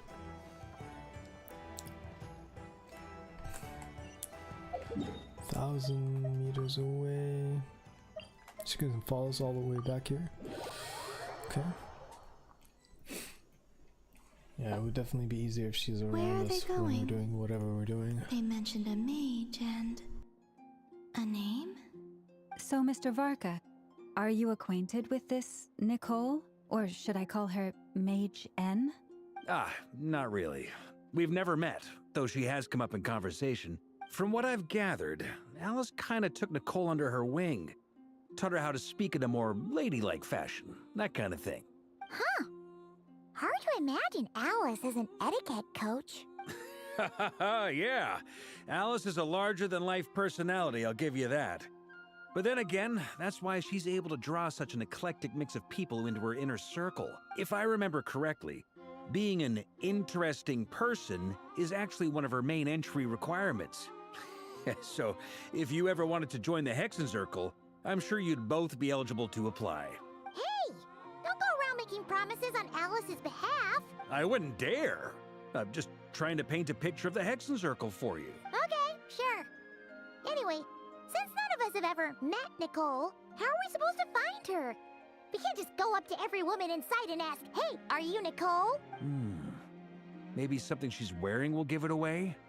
Like a windbloom pinned to her chest or something. Wait a minute. Alice never said Nicole was from Mondstadt. Oh, true. What about a tea set? I recall that each mage has their own cup. That would be this young lady, then? This is Nicole? Hey there! Sorry to disturb you, but are you Miss Nicole? Varka, Knight of Boreas of the Knights of Favonius. Alice might have mentioned me before. Mm-mm.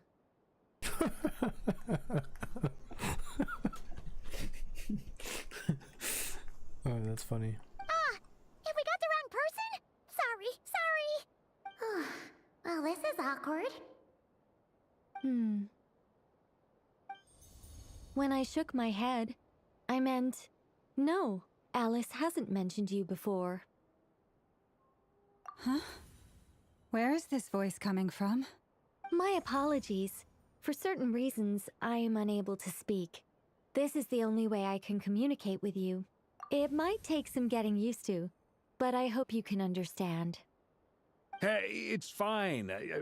I'm more shocked by the fact that Alice never speaks about me. As for you two, we have crossed paths twice before, but it is nonetheless a pleasure to finally meet you. It's really you! Thanks for all your guidance in the past! You're quite welcome. This time, things are different. We have reached the unwritten pages of the story. You might say that we stand at the crossroads of fate. Now then, allow me to formally introduce myself. My name is...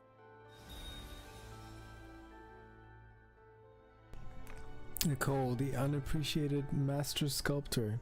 Unappreciated? The immortal literary giant. No, the immortal literary giant. If only they'd write. Okay.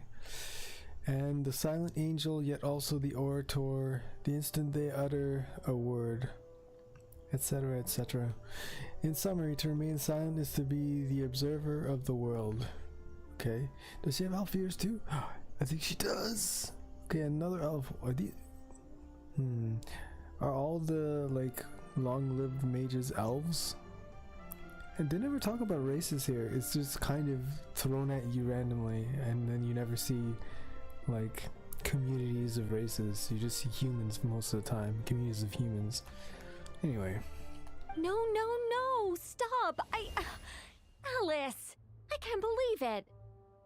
Okay, so Alice did actually bring that up. It wasn't like an in-game board or anything. Alice actually brought that up. Is that the game's way of telling you that whenever you see those titles and stuff where they introduce characters, that's actually Alice doing that? It's kind of funny. I had a whole speech prepared. I'd agonized over every single word. She always picks the worst moments to ruin other people's plans. I'm so sorry about that. Alice took the liberty of devising some bespoke self-introduction magic for each member of the Hexen Circle. But I could have sworn I deleted all of the triggering conditions for it. How did it bypass everything? Oh gosh, this is so embarrassing. This is a very different side of Nicole than what we're used to. Is she not used to face-to-face interactions? Don't worry about it. We've seen that introduction magic once already, so it wasn't too much of a shock. Please go on, Miss Nicole. We'd love to hear what you have to say, or, well, communicate. Huh? Are they talking to this lady? But... Will you all promise to forget that horrendously embarrassing introduction? Oh, so she can't hear? Okay, she can't hear what Nicole is saying. Okay. Sorry? Embarrassing? When?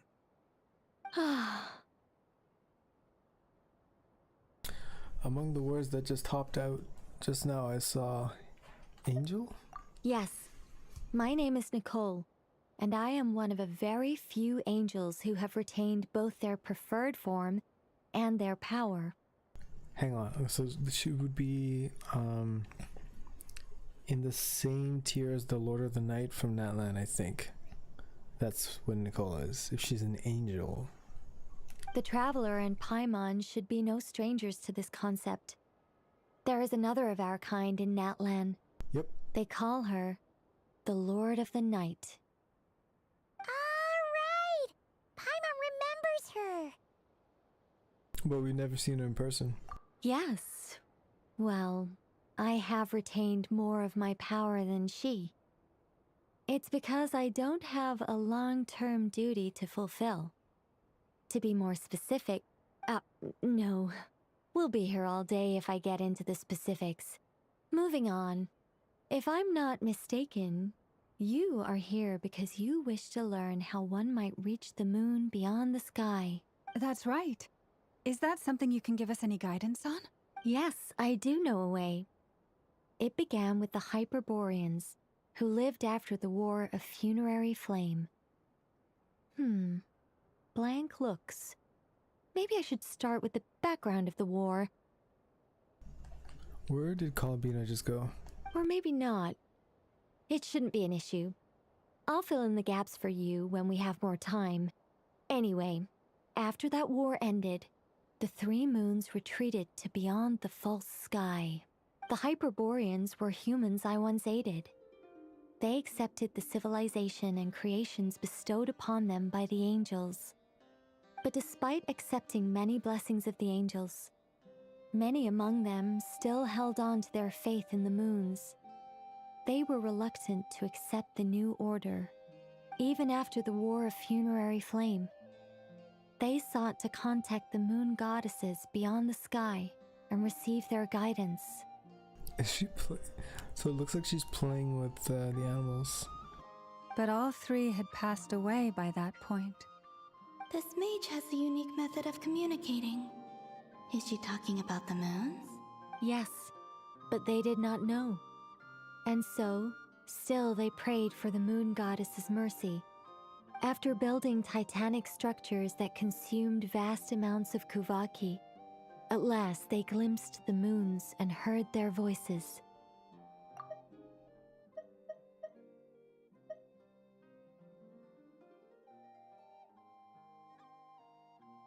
But of course, they were gravely disappointed, for it was then that they realized the three moon goddesses were dead.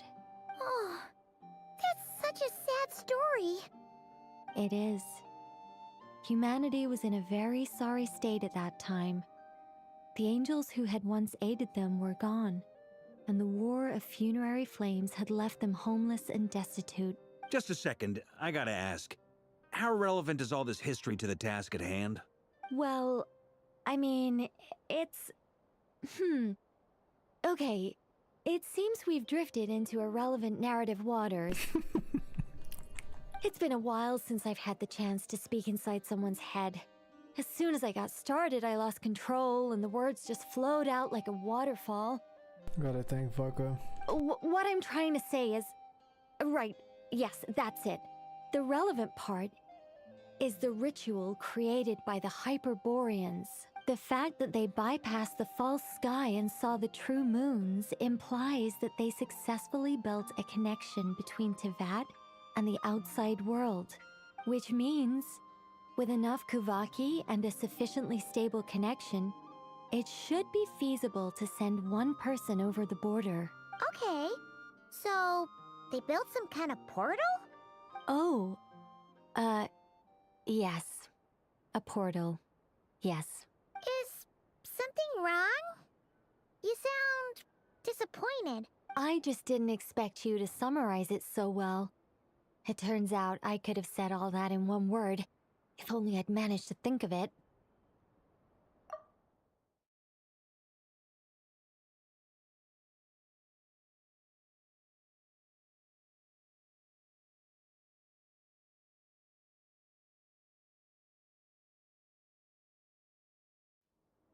No, please, it's fine. This is invaluable knowledge. I'll be sure to record and preserve everything in writing. Oh, really? Well, in that case, I suppose I could backtrack and add some more detail. I did gloss over a few things so far. Columbia singing in the background is funny. Whoa, whoa, whoa, time out. Let's summarize what we've got first. The Hyperboreans were the last ones to use this method, right? So we somehow need to find whatever structure they built and make sure there's enough Kuvaki to power it up. Luckily, we have the moon marrow of both the eternal and iridescent moons, so we're all good for Kuvaki. Which means the key issue we need to focus on is finding the place. Am I right so far? Yes. Although, I expect the structure is long gone by now. That said, what if we could take advantage of the phantoms to travel back to a time when it still existed? Well, travel back isn't quite accurate. It's more like we'd be creating a handshake between 2 points in space-time. We wouldn't even have to pick a time when it still existed. It could just be a time when it still appeared in phantom form via projection, or we could project our own phantoms, fold them together, and... You look lost. Was that too hard to follow? Yeah, things got a little, technical there. Paimon's brain is reaching capacity. All right. Let me think about how to put this more simply. Okay, got it. Over the next few days, I'll search for phantoms that we can use. Once I find one that meets the criteria, I'll let you know and we'll regroup. By completing certain rituals, specific individuals will be able to enter the phantom and make it to the Hyperborean structure. If everything checks out, and it looks feasible, we'll just need to wait for Moon Prayer Night, and we can send the Moon Goddess back home. I'm really skimping on the detail here. Is this making any sense at all? I think so. For now, we'll just wait to hear from you. Yes. Basically, yes. Great. Counting on you. In the meantime, we'll focus on finding the Moon Goddess's name. My name? Are they looking for a way to stop me from disappearing? Excuse me, Miss... Go on, Miss Nicole. This conversation was a little all over the place. I didn't catch your name. I am Lauma, of the Frost Moon Scions. Ah, I did wonder.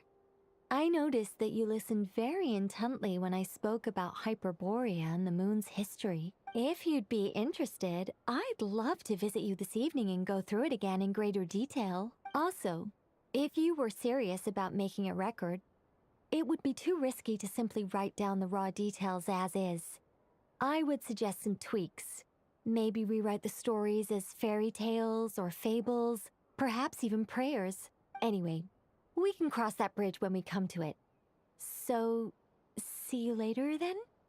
Oh, and no need to prepare anything. Just a cup of tea will do. See ya! She seems friendly. It's just... It's so nice to find someone who's actually willing to listen.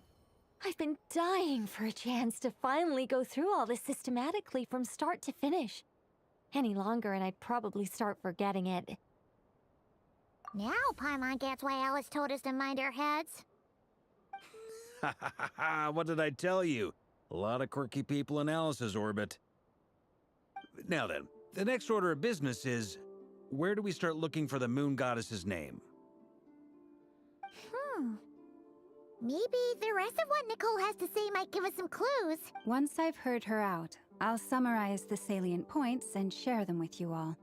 I'm also inclined to review our other documents. Yes, our faith was first established by our Hyperborean ancestors, but many of the more factually accurate records are from after Kutar's birth. I have a hunch that the Futui might know something too. Sounds like we're gonna follow Columbina's journey through Teyvat, huh? In that case, we'll start by heading to the Frost Moon Enclave. Sounds like a plan. Take this with you. I'll see about getting in touch with the Fatui. It'll probably just be Arlecchino and Sandroni again. They're the only ones who would want to help. Thank you, Mr. Varka. Don't mention it. Honestly, I'm more comfortable dealing with the Fatui than prying into the details of a young lady's childhood. Catch you later. I should follow them, just in case there's some way that I can help.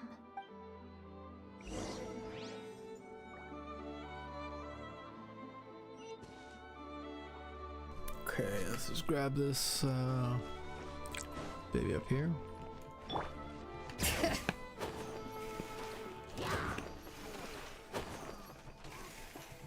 Oh, what the?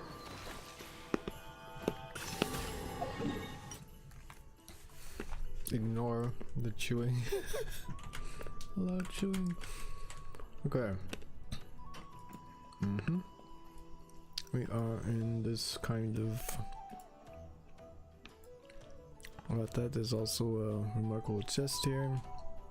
Leave that alone for now. Let's teleport out of here.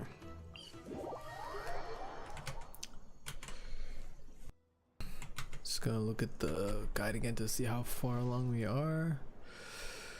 Look for major goals, search for information in the Frost Moon. Oh wow, we're barely halfway through the second half of chapter, or act 5. I'm gonna try and power through it though. A while ago, I took the time to organize all documents in our possession that pertain to Kutar. What you see here is the material I consider reliable. You're saying there's unreliable material too? Yes. Most of the information we have was transmitted through an oral tradition. Inevitably, some of her stories were mythologized and deified over the years through countless retellings. That's why I organized them into reliable and unreliable. There's no sense seeking answers in history unless we can ensure the veracity of the historical record. Makes sense. All right, let's take a look through. Clear and concise would be one way to describe the writing style of these historical records. But you could just as easily describe them as terse and dry. And since Lama already knows the material like the back of her hand, the quest to find any new information in these texts is tough going. Almost all these records refer to Kutar instead of Columbina. Although neither of those is her real name. Paimon's not sure what point she's trying to make. What we can gather from these records is that the Frost Moon Scions worshipped her as a god, placing impossible expectations upon her. I cannot fault them for their earnest faith, but for all their devotion, worshipping her day in, day out changed nothing. I imagine that none of it resonated with Columbina. It wouldn't surprise me if, even back then, she had already begun to reject the name Kutar and everything it represented. Lama speaks the truth. When I heard them call upon Kutar with hope and expectation in their voices, they may as well have been calling upon somebody else. When you were organizing these texts, what criteria did you use? Well, that's a bit complicated. I looked at the level of detail, perceived authenticity, prose style, and how realistic their portrayal of Kutar seemed to be. Amongst the Frost Moon Scions of today, only I know of her existence, and I alone have spoken to her face to face. As such, I know that there are certain things she simply would never do. That being said, I have sensed some changes in her lately. Changes? Me? Seems like this is getting us nowhere. For what it's worth, why don't we check the unreliable sources too? Sure. Give me a moment.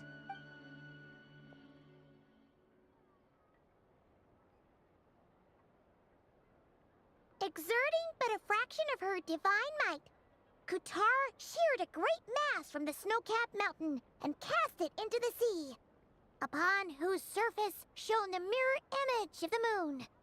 Thus was formed the island of Hisi. Yeah, right. That doesn't even begin to pass the sniff test. The 3 moons are not but lies through and through. Only one moon has ever shone for us, and Kutar is her name. The subjectivity is strong in this one. We've heard something like this in Natlan. Like this before in Natlan. The vast majority of ancient texts are filled with fanciful tales like these. I trust you understand my criteria a little better now. Kutar did not speak, merely gazing into the distance in silence. And where her gaze landed, this was her prophecy. Clearly, whoever wrote this text never even met Kutar. Otherwise, they'd know that her eyes are always closed. What about you, Traveler? What are you reading? Seems like a collection of anecdotes. Come on, let Paimon see. The child wished to build a wooden nest with which to shield a fledgling bird from the cold. But being so young and lacking in strength, the child could not snap the branches from the trees. Kutar was passing by. Upon seeing the child, she summoned forth the Kuhenki, who built a beautiful nest for the child. That's probably true. I remember that. Yep. Not knowing the meaning of Kutar's divine intervention, the child dared not to respond, and thus ran home to call their parents. But Kutar was gone. The moon chanter declared the event a miracle and took the nest as a relic, placing it on high for all to see. The child was named as one favored by the goddess and was greatly respected amongst the people. Yet, no further miracles were bestowed, and this matter was forgotten in but a few years. Huh. Any thoughts after reading that? If it's true, it gives off a somewhat lonesome feeling. Yeah. Columbina probably just wanted to join the kid in making nests. Ah. I'd originally considered this a fabrication, because Kutar did not perform any similar actions in subsequent records. But now that I think about it, it does seem like something Columbina would do. It's just that... She didn't know how other people would interpret her actions. She was probably worried about making things difficult for people.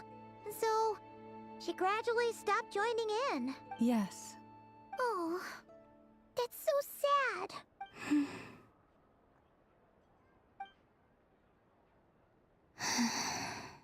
And now, I can make no such gestures of warmth, even if I want to.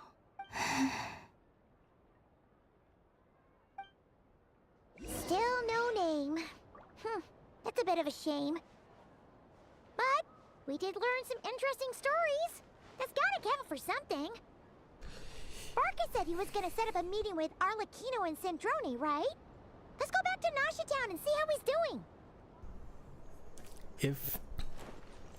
If hypothetically you were born a god or something, and you were born not knowing your name, but then people gave you a name, would that not become your name? It's a little ridiculous right now, but I hope they're gonna tie it up in like a nice bow to explain the reasoning behind this, like why she's rejected her names. I guess it was just name, because Kutar would have been the first one, or Kutar, as Zephyr likes to say. We down there? Yeah, we're down there. Let's go. Gonna drop in right on them? Yeah, we're gonna drop in right on them. Let's drop in right on top, right here. Let's see. There's Barca. Oh, and it's Durin and Albedo too. Talk about coincidences. We meet again. Yeah, this is pretty much the same place we bumped into each other last time. I convinced them to stick around a little longer. We were all waiting on people, so I figured having a little company would help pass the time. Ah, so you've been waiting for us? Does this mean that you've already arranged things with the Fatui? Sure does. Now you're back, we can go meet up with them together. How'd your investigation at the Frost Moon Enclave go? Well, we didn't find out Columbina's true name. But apart from that, it went pretty well. We learned some stories from her early days. Aha, just as well that I didn't tag along then. I'm sure our moon goddess wouldn't want every man and his dog knowing all about her private life. Still, desperate times, desperate measures, I guess. Someone had to do it. So, Barca was waiting on us, What about you two? Are you waiting for Alice? Oh, no. We already met with her. We discussed that experiment I mentioned to you last time. Oh, and she also handed me this communication device. That's right. I understand she informed you about the relationship between the phantom phenomena and Tevat's borders, yes? She wants me to help her with some more experiments on that front. She said that she'll contact me through this device with more information. Ah, I see. Following instructions and making observations. Pretty common research method. Takes me right back to Albedo's lab. Wait, then who exactly are you meeting? Someone you know. Albedo's met him too. But I don't think Miss Lauma or the Grand Master have been introduced. Introductions are overrated, especially in cases like this. Alright. You need a researcher. And he's a researcher now. Fujin, or the Wanderer. It's you! So, it's not like the academia has prohibitions against going abroad. Also, I applied for leave. I've been writing to Hat Guy since obtaining a human form. I've already brought him up to speed on everything that's been going on in Nodcry. Hat Guy? Turns out, I actually have heard that name before. Oh? Then why did you react the same way I did? I only knew the name, not the fella. But since we're all here, let's do some introductions for what it's worth. I'm Varka, Grand Master of the Knights of Favonius. Lauma, Moon Chanter of the Frost Moon Scions. And I'm a Driosh from the Vahumana Darshan of the Sumero Academia. Hat Guy. He accepted. Good to see you again, Mr. Guy. I believe we last saw each other on the boat right here. Mr. Guy. It's just cause they allowed us to pick a name from him, so now they can't use his actual name, which he's erased or whatever. So they came to Nodcry together. Mind you, the only reason I came here is because there's someone I want to look into. Who's that? The Doctor, also known as Dottore, second of the Fatui Harbingers. Just as I thought. Yeah. From the tone of your voice, it sounds like there's bad blood between you. I was reviewing our archives and noticed that a lot of information about him was missing. Left a bad taste in my mouth. That's all there is to it. Yeah, he's the one that swindled, what's her name? Nahida's Gnosis away for some stupid deal. Nahida's stupid too. Dottore, or Zondik, as he was then known, once studied at the Academia, but he got kicked out before he could graduate. So the Harbinger's #2 man is a college dropout? How embarrassing for them. Last we heard, he was planning something. We actually heard that a few times before, even coming to Nodcry, but we haven't seen a trace of him since we got here. He only appears when something interests him. For all we know, he might have left already. But the fact he did something here at all is worth noting. It'll fill a couple extra lines in his file. Why does it sound less like a file you're writing and more like a criminal record? Anyway, we were just about to meet 2 of the other Harbingers. Want to come along? You might learn a thing or two about him there. Sure. Even though they're Harbingers, well, they're old acquaintances of ours, so, you know, when you talk to them, try to be... I got it. He was a Harbinger too, right? I feel like... Yeah, he was a Harbinger too. No. He wasn't a Harbinger. He was, no, he was definitely a Harbinger. I gotta check that out. My memory on that is a little fuzzy. If we look at... What's his name? Wanderer... Genshin Harbinger. I'm pretty sure he was either a Harbinger or Harbinger's disciple. Formerly known as Scaramouche, He was originally the 6th and 11th of the 11 Fatui Harbingers. Yeah. So why is she acting like? Why is she acting like he's never heard of them before? They're old acquaintances of ours, so you know when you talk to them, try to be. I don't know why he would be. Why would he be? I don't know why he'd be like brash, maybe? I don't know. Whatever. The Frost Moon Scion's relations with the Fatui remain tense.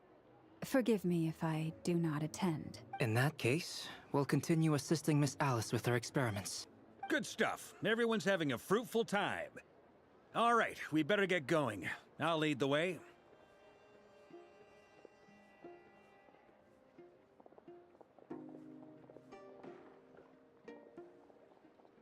Hey, Fujin. Are you here for revenge? Well, yeah. That's obviously part of it. But I'm not the only one who has a score to settle with him. Neither you, nor Lesser Lord Kusanali, nor I want to see him meddling with things again. Fair enough. One other thing. When we return, let's talk about Columbina. What's the hurry? Don't worry. Pigeons always know which way home is. When the conversation ends, the group splits into two teams led by Varka. You make it safely into something. You made it. Who is this? A scholar from Sumeru. They call him Hat Guy. He's an old friend of the Travelers. Wait, did he actually erase himself? He did, right? Can't remember, because they seem to have forgotten who he is. Wait, this is the academia representative you wrote about? He doesn't exactly look the part. I believe this will prove my identity. You'll notice it bears the seal of the Sanctuary of Surasthana. Well, what do you know? So it does. All right then. My mistake. It's fine. I expected as much. What? So as I mentioned in my letter, the Academia's got its eyes on Dottore, but this matter remains top secret. Apart from those assisting in the investigation, the fewer people who know, the better. If anyone asks, I'm here in Notcry to pursue my personal academic interests. Gotta say, Varka, you did pretty well to keep all this under wraps for so long. Sounds like you got in touch with the Academia about this way back. you flatter me.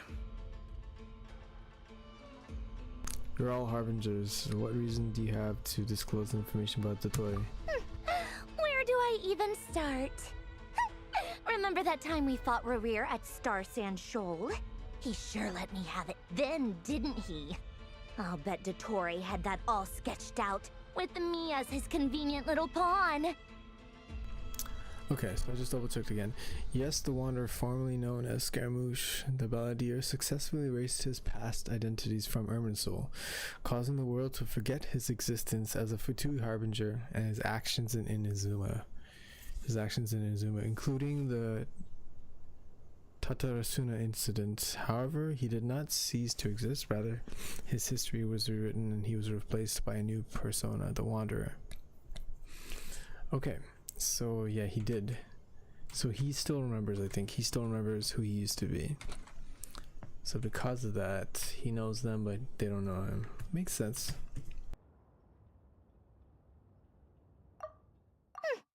Where do I even start? Remember that time we fought Rerir at Star Sand Shoal? He sure let me have it then, didn't he? I'll bet Dottore had that all sketched out, with me as his convenient little pawn. He could not care less about us if he tried, but hey!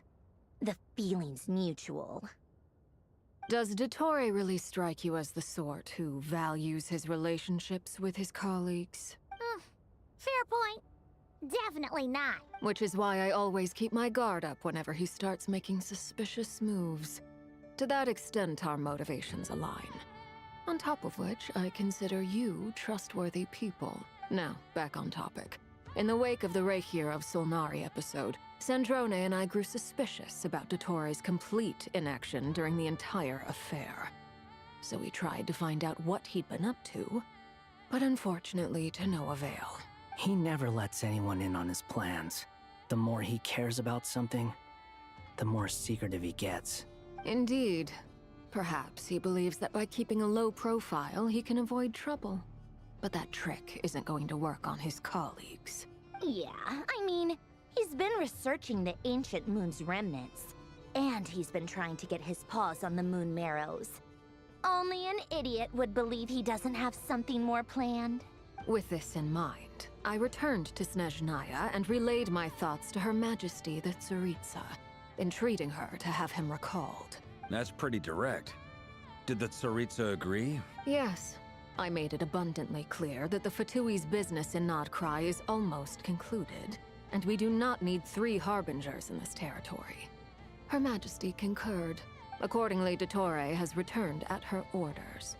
I imagine he is continuing with experiments, which no one besides he would ever have any interest in.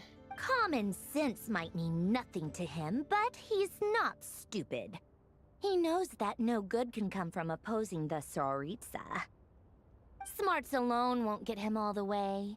He needs the Rooster's resources and Regrator's Mora, both of which the Tsaritsa can strip from him by waggling a finger. But doesn't he have a track record of publicly following orders while going against them in private? He probably has it down to a fine art by now. Wouldn't put it past him. We worked together on a research project once. Only briefly, but it was enough to show me that we're fundamentally different people. He has no interest in doing things methodically, stage by stage.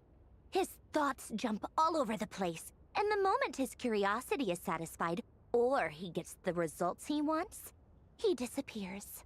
The only similarity we share is that, once we set our minds on doing something, we will see it done, whatever it takes. Oh, we definitely saw some of that in your battle with Rerir. You got so competitive. Ugh, do not remind me. Then I believe we all concur. Dottore will not simply give up. Fantastic. Now this is turning into a whole day of unpleasant memories. Ugh. I wonder if they're gonna show if what's her name? Arlecchino can see. Oh, they're calling her the name. I wonder if they're gonna show that Arlecchino can sense Columbina's presence. Cause she probably can, cause she has one of the 3 moons. Are you talking about the moon marrow stuff? He also strikes me as the kind of person to disregard experimental regulations, ruin all the equipment, and go way over budget. Then leave the first person he can find to deal with the fallout. Exactly! This one time, he was running some high-temperature experiment and the substance exploded. But does he care? No! He orders his subordinates to open the device so he can observe the results, which causes the gas inside to leak out. That gas was poisonous! If I hadn't been there, who knows how many people might have died? And after all that, he left while I was still cleaning up after his mess. What a waste of time, he said. Waste of time? The nerve! He wasted my time! Why is she poking her? You've been bottling that up for a while, huh? Hat guy, I must say, you seem awfully familiar with internal Fatui affairs, especially when it comes to Dottore. Thank you, Lady Harbingers, for providing such valuable information. I have no other questions for now, so I'll be on my way. Wait, what? You're just gonna leave? You're welcome to join if you want. Ugh. Just when Paimon thought he'd finally mellowed out. He makes quite the impression. I'll say. I've met tons of headstrong people, but not not many of them would join me in bad-mouthing Dottore. Anyway, back to the main agenda. Barca, you said that Columbina has gone missing? Or rather, disappeared. Yeah. We're working on building a connection between her and this world. The simplest method is to find out her real name.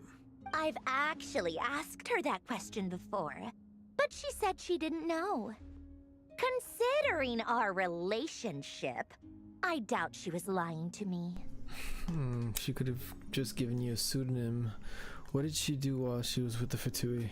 As far as I recall, she was never dispatched by Her Majesty to claim a gnosis or anything like that. The Tsaritsa's plans had long contained a place specifically for her. I always thought that was weird. What could she do that the rest of us couldn't? Knowing what we do now, it's probably something related to Kavaki, right? More than likely. When she first arrived, Columbina would often go to Her Majesty and ask when she could start the task assigned to her. But Her Majesty always gave the same reply. The time has not yet come. So she spent her days in Snezhnaya doing basically nothing. The Tsaritsa has summoned a beautiful blind maiden to be a harbinger, giving her the third seat by virtue only of her enchanting voice. It was a dumb and stupid rumor, but the reality of the situation made it hard to refute. And what happened after that? I imagine she stopped caring. She no longer seemed to care why she had been recruited, and Her Majesty never gave her any missions. So she just continued to sing in the flower garden. For my part, I was busy. So busy, in fact, that watching someone be that idol had me fuming. But still, I got the sense that she had long been used to a life of other people claiming she was needed when she wasn't. I just felt that having a place to stay would cost me something eventually. And so I waited quietly for the day that I would have to pay the price. And on the other end of that spectrum, you had me. Someone once told me that I had the lousiest work and the toughest luck. That's a good way of putting it. I forget who said it, but those words have always stuck with me.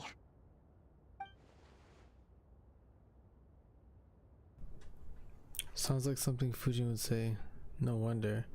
Oh, she's forgotten that because he erased it. But you've done your job exceptionally well all this time. Because at heart, you are a conscientious person.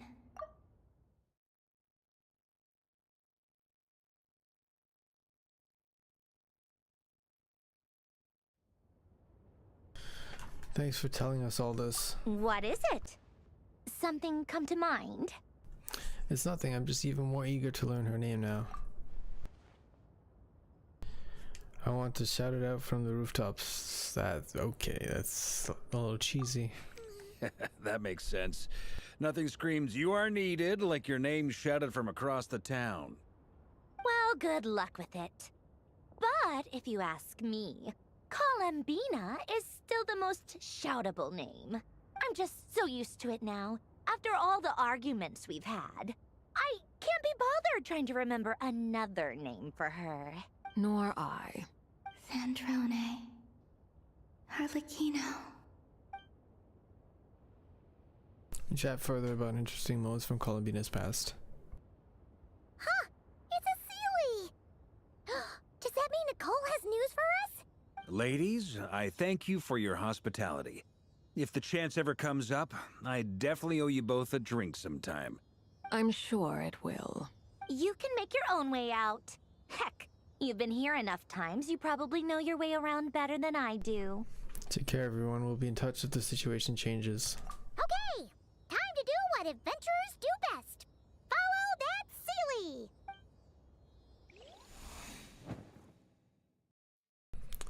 Hello, Pasanita. How long today? Way too long. Here you are. Way over budget for time.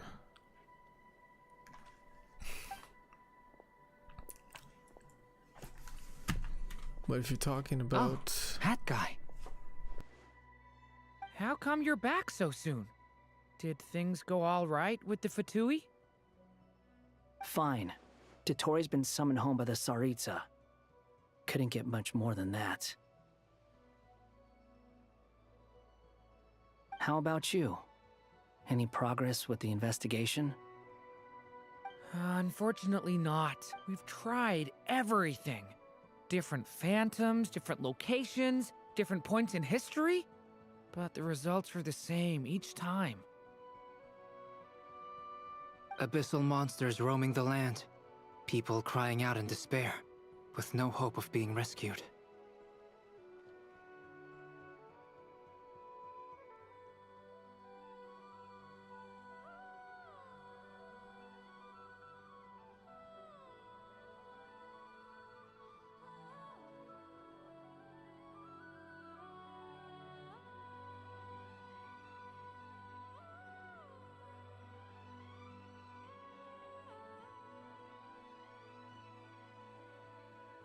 Every time I see it, I can't help but think, is this what it was like in Mondstadt when Dragonspine Durin attacked? And if I fail in the task I've been given, will I create yet another tragedy? That's just meaningless speculation. When we encountered similar phenomena previously, I tried to interfere with those illusions, using sounds and lights to guide them. However, we could not change their fates. At most, we were able to extend their existences. The events of the past are like fate that has been written into Irminsul. There isn't a living thing in Teyvat that can escape its past. But Miss Alice instructed us to try to find ways to change the outcome that these phantoms face. It's an impossible task. Can't you just refuse? Since she asked us to do this, I feel like it can't truly be impossible. Or if it is, well, mages can make the impossible possible. I could not have been born as Durin otherwise. But you also said that your past 39 attempts were fruitless. That's true. But you're still going. Yes. After this many futile attempts, surely you realize that you're not doing this because you still believe what some mage told you. It's because you want her hypothesis to come true. It's something you wish for deep inside. So, think for yourself about what you want to do. As long as you don't believe it's futile, it isn't. Yeah. Previous experience indicates that we cannot touch the phantoms, which limits the effectiveness of our interventions. If we want to clear this hurdle, we need to break this rule somehow. Same thought here. Following the same rules means repeating the same failures. Reducing ourselves to mere playthings of fate. So you mean we need to figure out a way to make contact with them despite knowing that we can't? Yes, and I suspect that's something only you are capable of. Everything in Teyvat is logged in Irminsul, but the withering that once occurred in Sumeru was a sign that the Great World Tree was being corrupted. This corruption allowed things that should not have existed in Teyvat to appear. This is tantamount to rewriting reality to an extent. You're saying abyssal power might be able to affect those phantoms? No one's ever tried it before. If you're gonna try it, it'll take courage. And you have to be confident that you can control it. Is anyone there? Has anyone seen my daughter? She's missing. I have to find her. I hear someone inside. Spargana? Are you in there? Ah! If I can use my abyssal powers to warn him that there is danger here, maybe it'll change his decision. Maybe he'll stay away. Yes. The important thing is not the nature of the power, but rather how you use it. To intimidate and obstruct. Sounds about right for the Abyss. Let me try. I should be able to influence that thing. Have you seen the little girl? What? This isn't the time for that! Just run! All these monsters coming from. He uses the stone pillars to aid.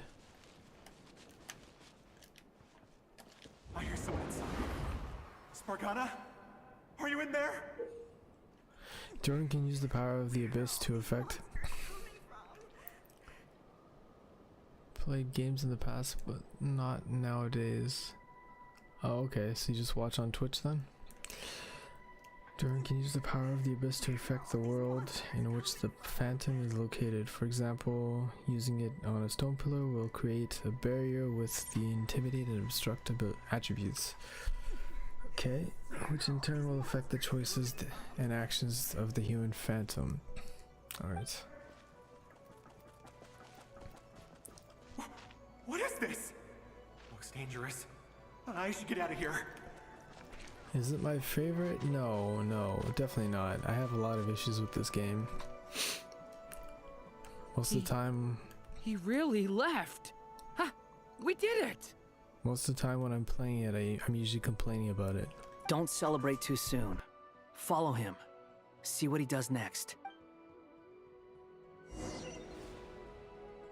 Monsters approaching from the front. You need to stop them and create an opportunity for him to hide. Okay. What was that? Oh, bro, that was way too soon. Help me! Phantom is met its end and returned to his place. Ah, damn it. Monsters approaching from the front. You need to stop them and create an opportunity for him to hide. Okay, I did that. Do this too. No! There's a monster ahead!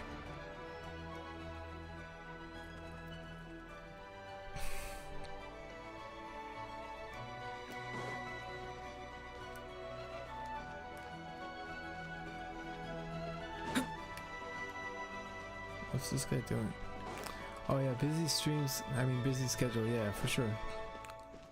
I'm way over budget right now doing this. I'm not gonna have a good time going to sleep and waking up. Oh, we have to cancel that. All right, where is he going? Where are you going?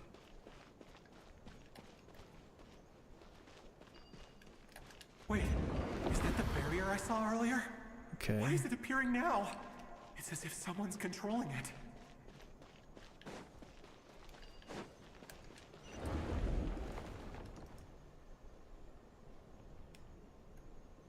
The monster's gone. Is it safe now?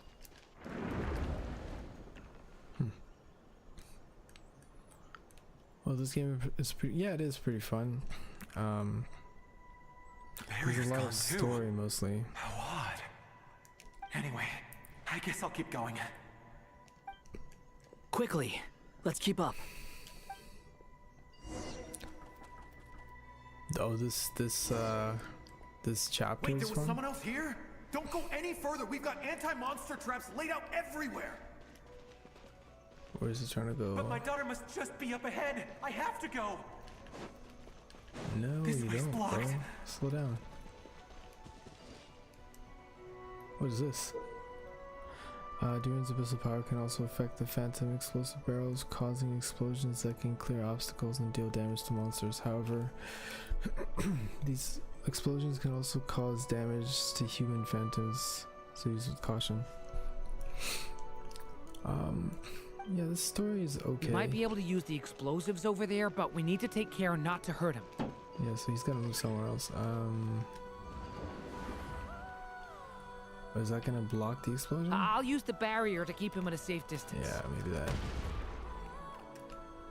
This barrier seems to be helping me somehow. Hey, wake up! Oh. Oh, no good. Gotta keep moving ahead. Yeah, I do all of the above, yeah. This is not fun for me. Tomorrow's not gonna be fun. So many monsters! There's still a chance, Duran. Use the traps. My battery's dying too for my headset.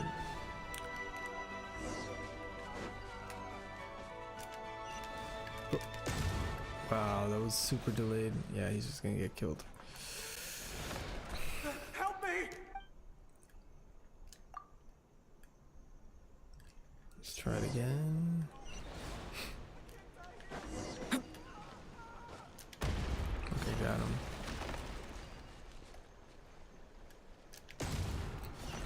those two. Okay. You and... Is that enough? We got more. Ooh. Okay.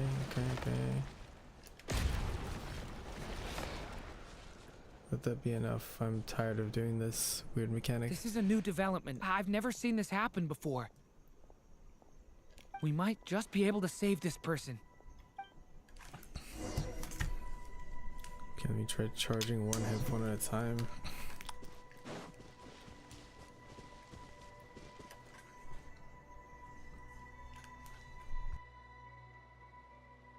Hello there. Have you seen my daughter? Spargana is her name. She's carrying a large backpack. Get out while you still can, you fool. You won't find any survivors here. But I can't just leave her here. She must be so scared right now. Sorry. Wish I could help, but I haven't seen her. You'll just have to keep looking. Well, this is an old computer. I built it before Genshin even came out, so it's just holding up well so far. Okay, thank you. If I do find her, I'll get her to shelter and come back for you. Don't bother. I've got nowhere left to go. What's that noise? Monster! No, if he goes inside, he'll be walking into a trap. Let's try this once more. This time, we have to stop him.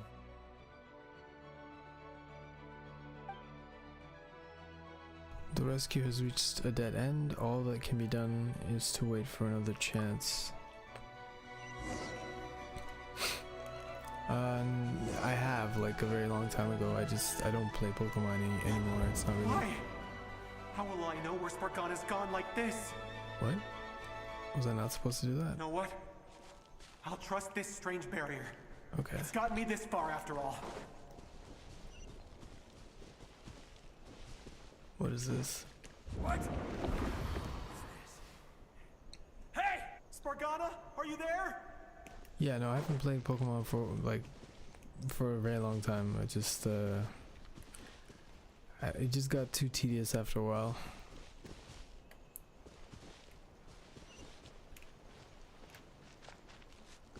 Okay, why do we...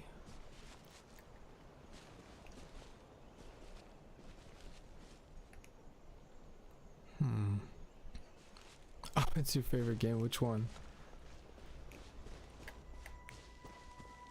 Hey!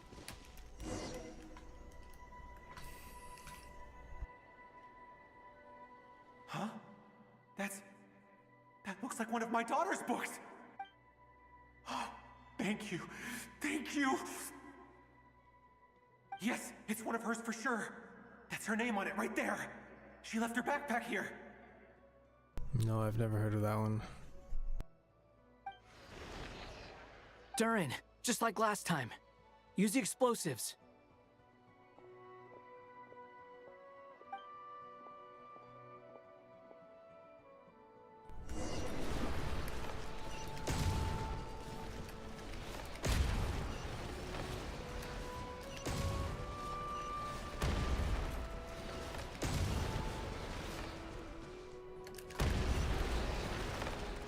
What the?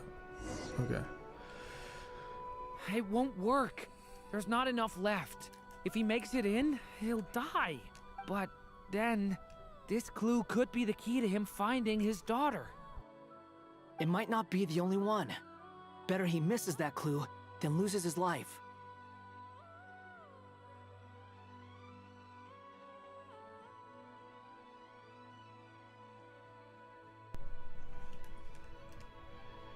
Oh, I thought you meant like Pokemon game affiliation. That's what I thought there was some game called that. When you get 25, 2 years you hit affiliation and also customize your channel. Okay, well I don't have that yet, so it does not apply to me.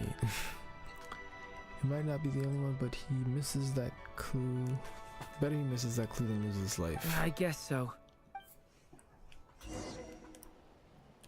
My Twitch affiliation? Yeah. Stop him, Durin. We can't let him get any further in. That's my daughter's book! She's passed this way! Why? Why won't you let me go in? I've searched and searched and searched just for this! But how will I find her without any clues? I no longer have anywhere else to go.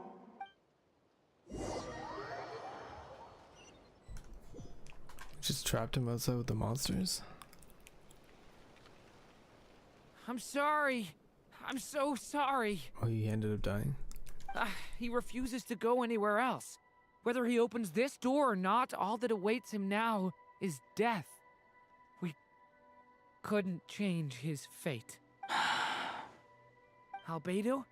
Hat Guy? Let's try one more time. I don't know how we're gonna do this, but I don't want to give up either.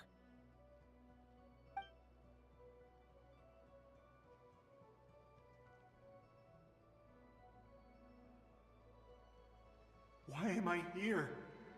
What's going on? All these scenes running through my head. Where are they from? Customization panels. I'm not really sure what you mean by that. Huh? What's going on? His reactions have changed. How many times have I... What's happening to me? Huh? Wait, who are you? You can see us now? I feel like I always could, but that I only just realized you were there. I'm sorry, I don't know how to describe what I'm feeling, but you were the ones guiding me using that marked barrier, right? I haven't done anything yet, but those monsters, those deaths, they feel like memories. Like things I really did experience. I won't find my daughter. In fact, I'll ultimately die trying to find her. Isn't that right? What? No, it isn't. Yes, it is. Even so, we're trying to find a way out of this. You've not seen my daughter either, have you? It seems she really isn't here.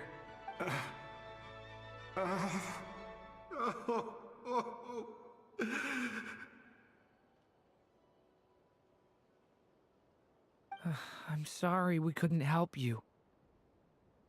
I'm just tired. Maybe this is destiny. Maybe it doesn't matter how hard I search. How long do I have left? Experience says 15 to 20 minutes. 15 to 20. Thank you for all your help. Let's rest a while. You look exhausted too. Now's not the time for you to start pitying us. It's not pity. I'm just realizing that I've only got 10 or so minutes left. You know?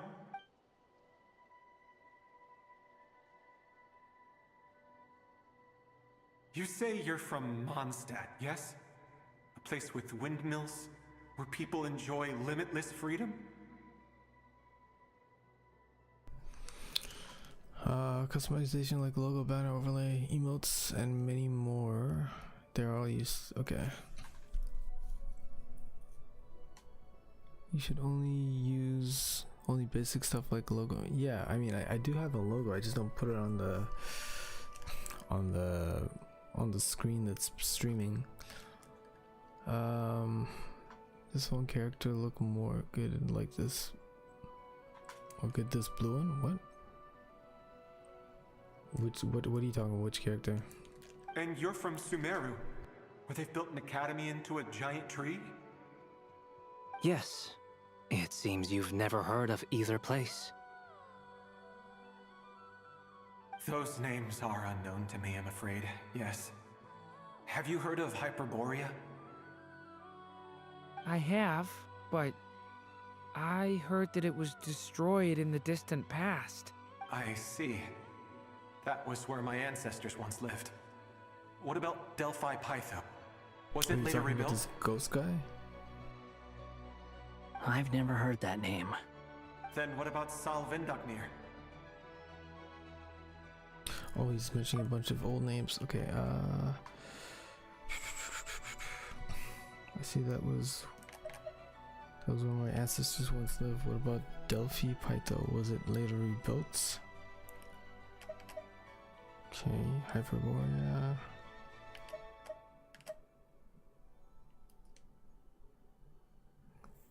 An academy into a giant tree. Okay. I have seen that name on stone tablets on Dragonspine, but I'm afraid the only things left of that place are its ruins. Yeah, he's got a weird birthday hat. I don't know. I don't know why that hat was necessary, but yeah. I see. Sure enough, there was no way to turn this around, huh? I'm sorry. I was the one who asked to chat, but it seems like we're too many ages apart. There's barely any common ground to start from. It's all right. We did hear something new, at least. From how you speak of your lives, things must be going all right for you, I guess. They are. Mondstadt is a place of freedom and happiness. There's a lot of good people in the church and the Knights of Favonius, and even outsiders find that it's an easy place to feel at home. We have festivals a few times a year. Everyone gets together to drink, sing, and be merry. Sumeru is a lot more uptight. Not really the kind of place where you can relax. It's a nation fraught with problems wherever you look. But if all you want in life is to seek knowledge, I guess it's pretty much paradise. That's wonderful. In other words, after this all-devouring black tide passed, humanity did not merely avoid extinction, but rose to build prosperous civilizations anew. I mean, I can see you all right now. That must mean the future isn't a total mess, right? That's true. Well, time's almost up. Let's part ways, I think. Might be best if you don't waste too much time on me. The chances are slim, I know, but I'd like to spend these last few minutes looking for Spargana. If things work out, I'd love to tell her about what I've heard. May we meet again. Well, or not, most probably. In that case, may your wishes come true.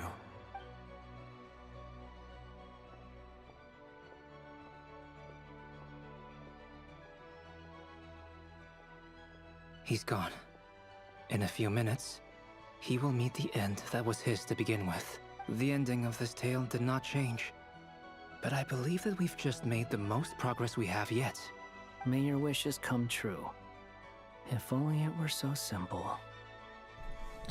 Sure, yeah, I don't mind seeing. I just need to get through this story first. Oh, I think one of them just died. Hat guy, could I ask you a question? You've never talked about your past. It seems complicated, and it weighs heavily on you, too. Would you be willing to tell me about it? I mean, sometimes it's better to get things out in the open. Take that guy we try to help, for instance. At least he said goodbye with a smile, right? I know about Albedo's past. Our experiences are very similar, and he created me. As for you, you're my first friend, and you've witnessed every step I've taken. But by comparison, I know nothing about you. Either way, I mean, we're still best friends.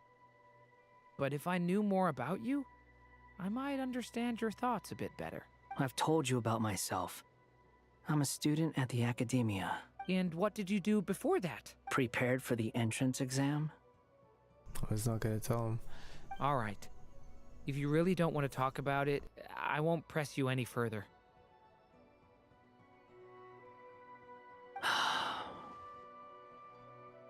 I was a puppet built from the branches of a white tree, using technology left behind by the Conrian schools of mechanical engineering. A white tree? You mean an Irminsul tree? Yes. A branch of Irminsul that was once connected to the main tree. So you had a human creator too?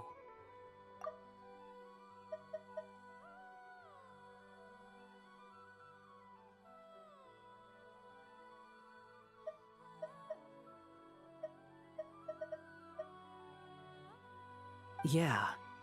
But my creator abandoned me after deciding that I was a failure. After that...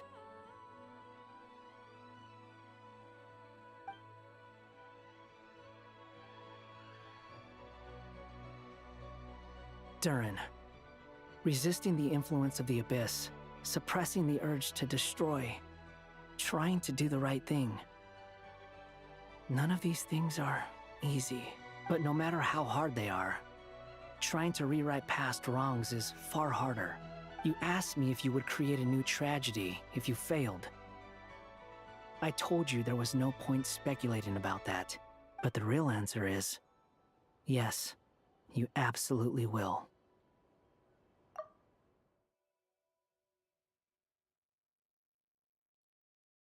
That guy.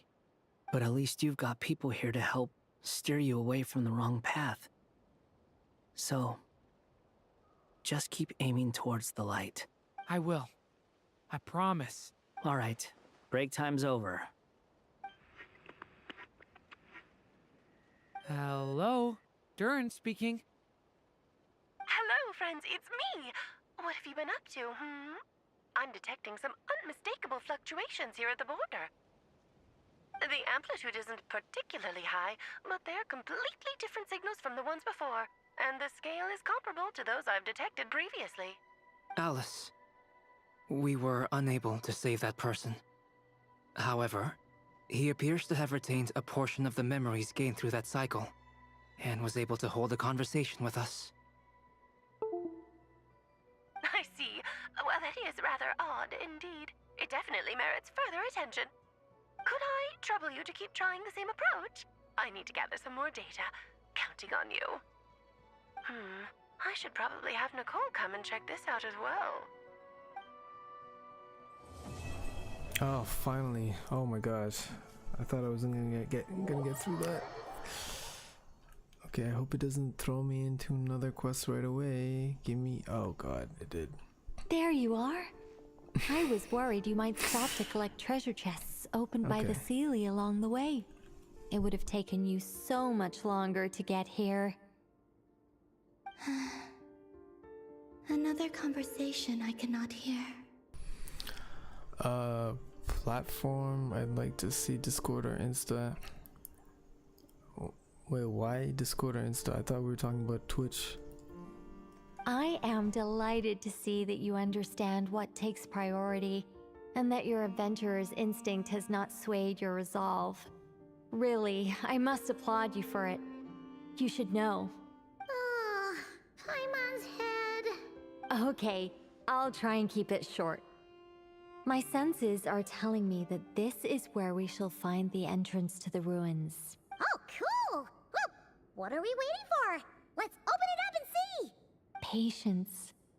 This was a sanctuary of great importance to the Hyperboreans. A special process is required to open the gate. Oh! Like the place that housed the Eternal Moon's Marrow? Seems like the ancients were very fond of making tricky gate puzzles. Okay, so what's the plan? Need us to do anything? And just the short version, if you can. Ah. Alright then. I was planning to start with some background on the invention of these techniques. Are you sure you don't want to hear it? It's quite informative. Remember what you were saying about priorities? Fine. Simply put, we need 3 human representatives to successfully undergo a process of Kuvaki resonance. Think of it as a test from the 3 moon goddesses to see if the entrants are qualified, with the most recognizable qualification being Kuvaki.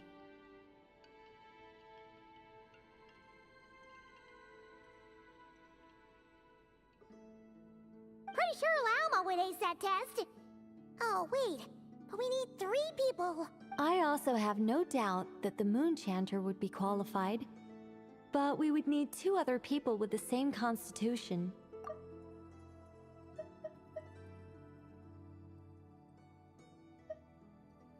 Therefore, the most feasible method is not so much to follow the rules, but to figure out how the test functions and find a workaround. I've done some research, and it turns out the mechanism is rather crude.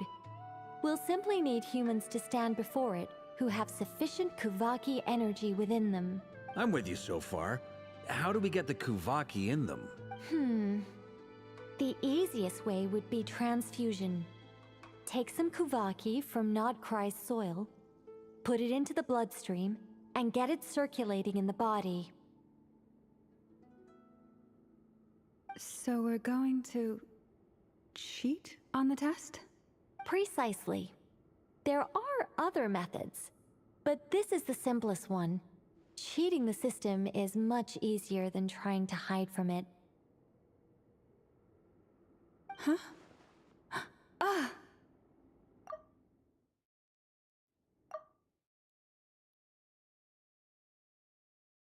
Sorry? Does the idea of cheating upset you, Miss Lauma? No, that's not it. I suddenly had an idea. Oh, what is it?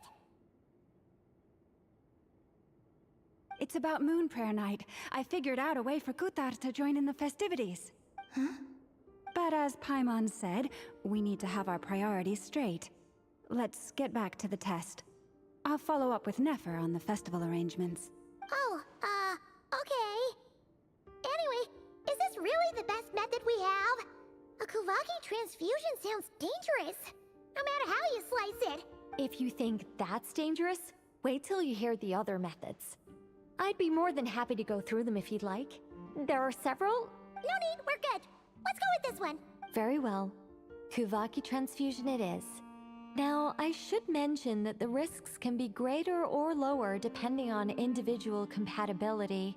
It would be rash to simply infuse the Kuvaki and hope for the best. If the body rejects it, the reaction can be quite severe. The symptoms are similar to another condition that some people living here suffer from, known as congenital Kuvaki sensitivity. So, before we execute our plan, I will perform a simple test of my own to see who is compatible and who is not. Once that is done, we will have to complete the resonance process as rapidly as possible. The participants must remain stationary while the Kuvaki circulates and bonds with them, and they mustn't eat or drink anything. What? No eating or drinking? That's some hardcore fasting. They'll all be monks by the time they're through. How long will we have to keep that up? 3 days. Yikes. Oh, that's so long! And we still need to find 2 more people who are not just compatible, but also willing to volunteer. Fasting? What are they talking about? I'm willing to volunteer. Really? Don't you want to think this through? Haha, count me in too. 3 days without food? I can handle that. Miss Nicole has made it clear that this is the easiest way. The way I see it, there's nothing else to discuss. It's time to step up. Compared to having Columbia disappear completely, fasting for a few days is nothing. Yeah, you're right. In that case, Paimon volunteers to be captain of logistics. She'll keep the fires lit and grab some spare clothes to keep you comfortable. Good work, Paimon. Then we'll start with you first, Traveler. Please step forward.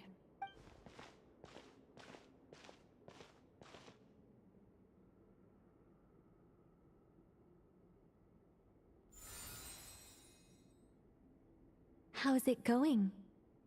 Do you feel anything? Nope. It's a long cutscene. How about now? Nope. And now? Still nothing.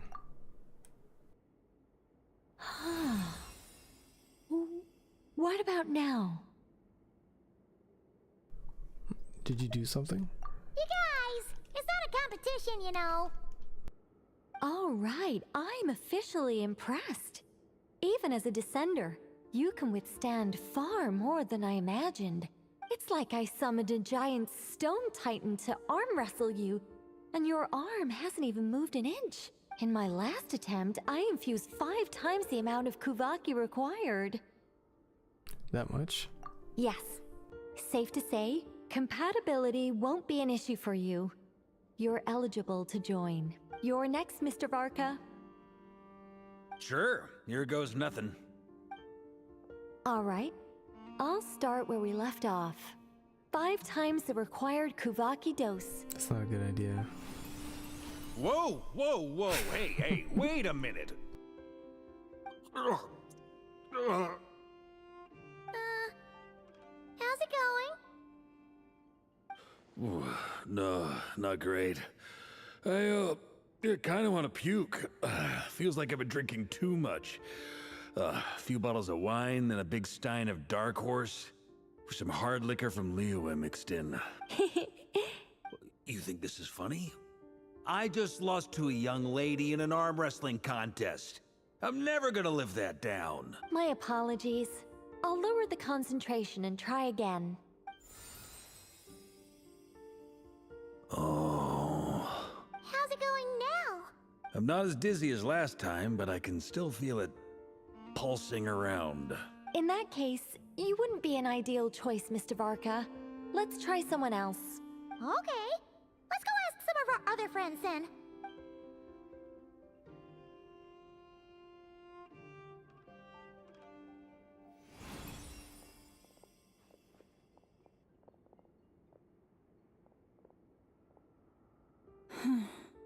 No surprises here, Miss Moonchanter. You're perfectly compatible. You may join.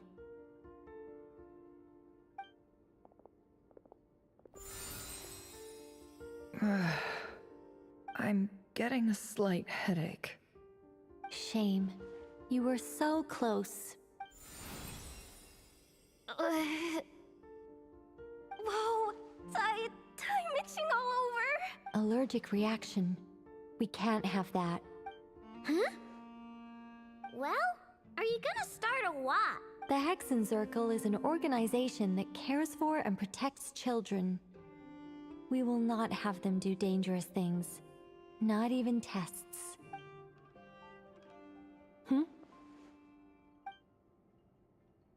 Is something the matter? The candidates have to be human. I guess that rules me out too. Huh. Everyone except the Moonchanter got beaten. Guess I don't need to feel so bad after all. I mean, looks like this isn't gonna be as easy as we thought. Perhaps I could ask for volunteers among the Frost Moon Scions. I'll see about talking to some trusted Lightkeeper colleagues. Itlua springs to mind. In fact, I think we had some former Frost Moon Scions join our ranks recently. Can you give me the scientific explanation for how the test works? I can probably make some kind of test bot. Then we can just zip through Nasha Town, going up to people and pressing a button to check their status. Wouldn't that be way easier? No. Wow! No elaboration for once. How about I contact the Knights of Favonia's garrison in the Wave Chaser plane? Shame that Lohan's already left. And that guy's even tougher than I am. Strange. The Moon Goddess is clearly revered by many people. So why is she on the brink of disappearing? She mentioned that the world has rejected her from the very beginning. And when we fought the Reikir of Solnari, it seemed like she exhausted her power for our sake. Also, Paimon's not sure revered is the right word for how people feel about her. Gratitude, certainly.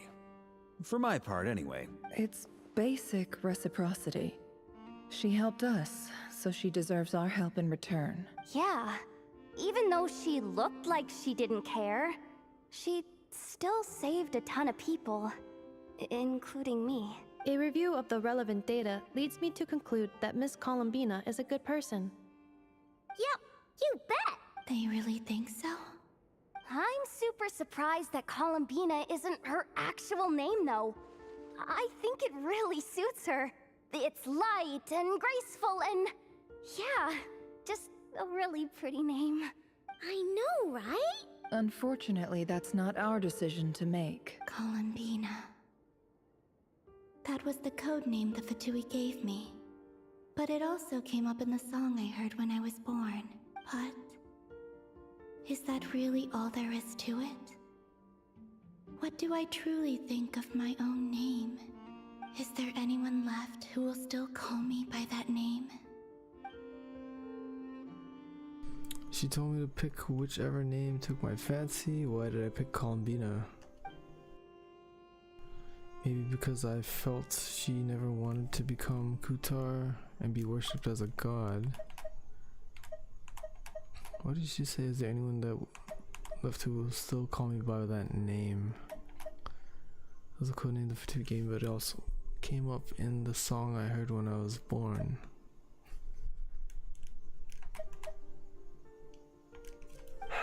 Moon Prayer Night is getting closer by the day.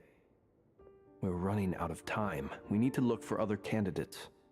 Oh yeah, obviously she's gonna work out. Then allow me to try. Huh?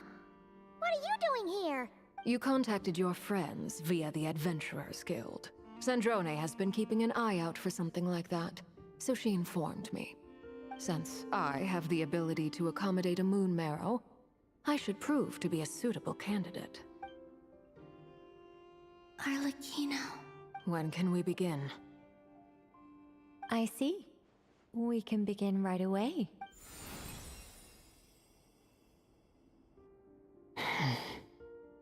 How was it?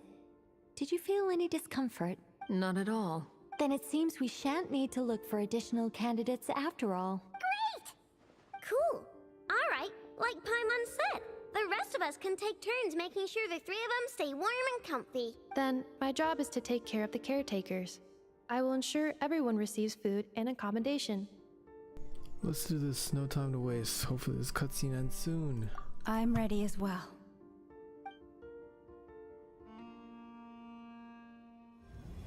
Oh my gosh, it just keeps going.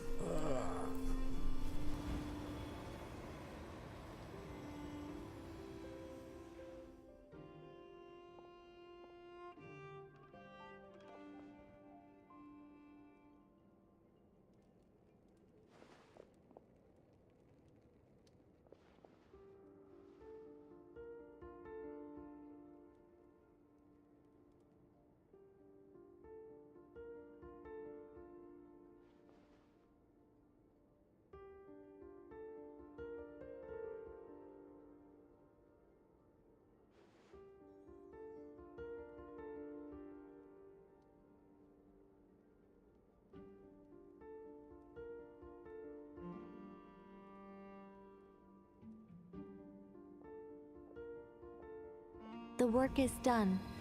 The sacred scroll shut. The stars grow dim, the people silent. The white sun sets, the silver moon rises. O path to the temple, appear now before us.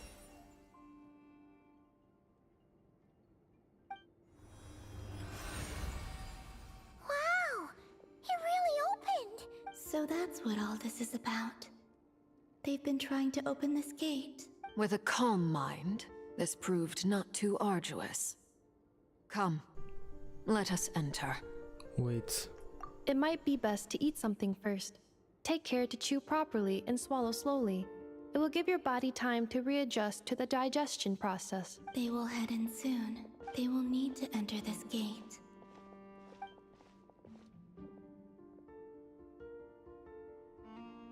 Huh? I cannot pass through. Is it because I have no physical body?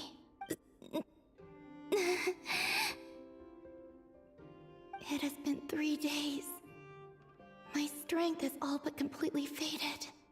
Can I really hold on until Moon Prayer Night?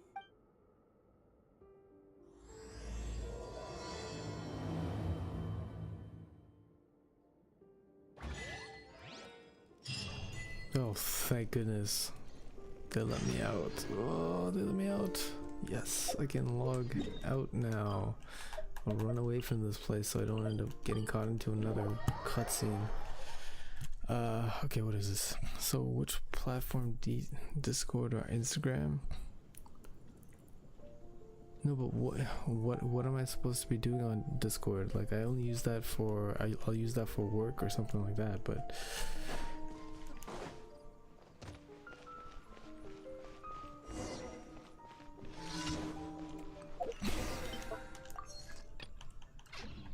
More speed. Add Astra.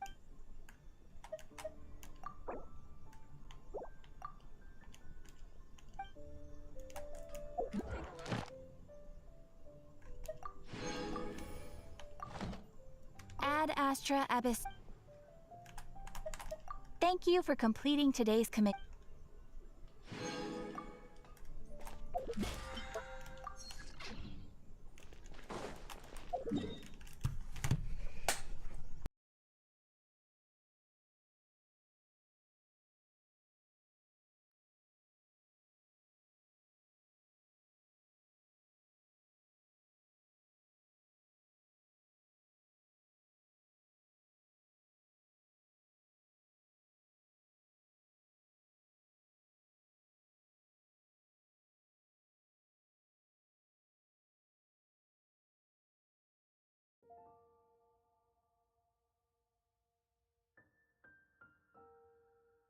Alright, anyway, thanks for watching.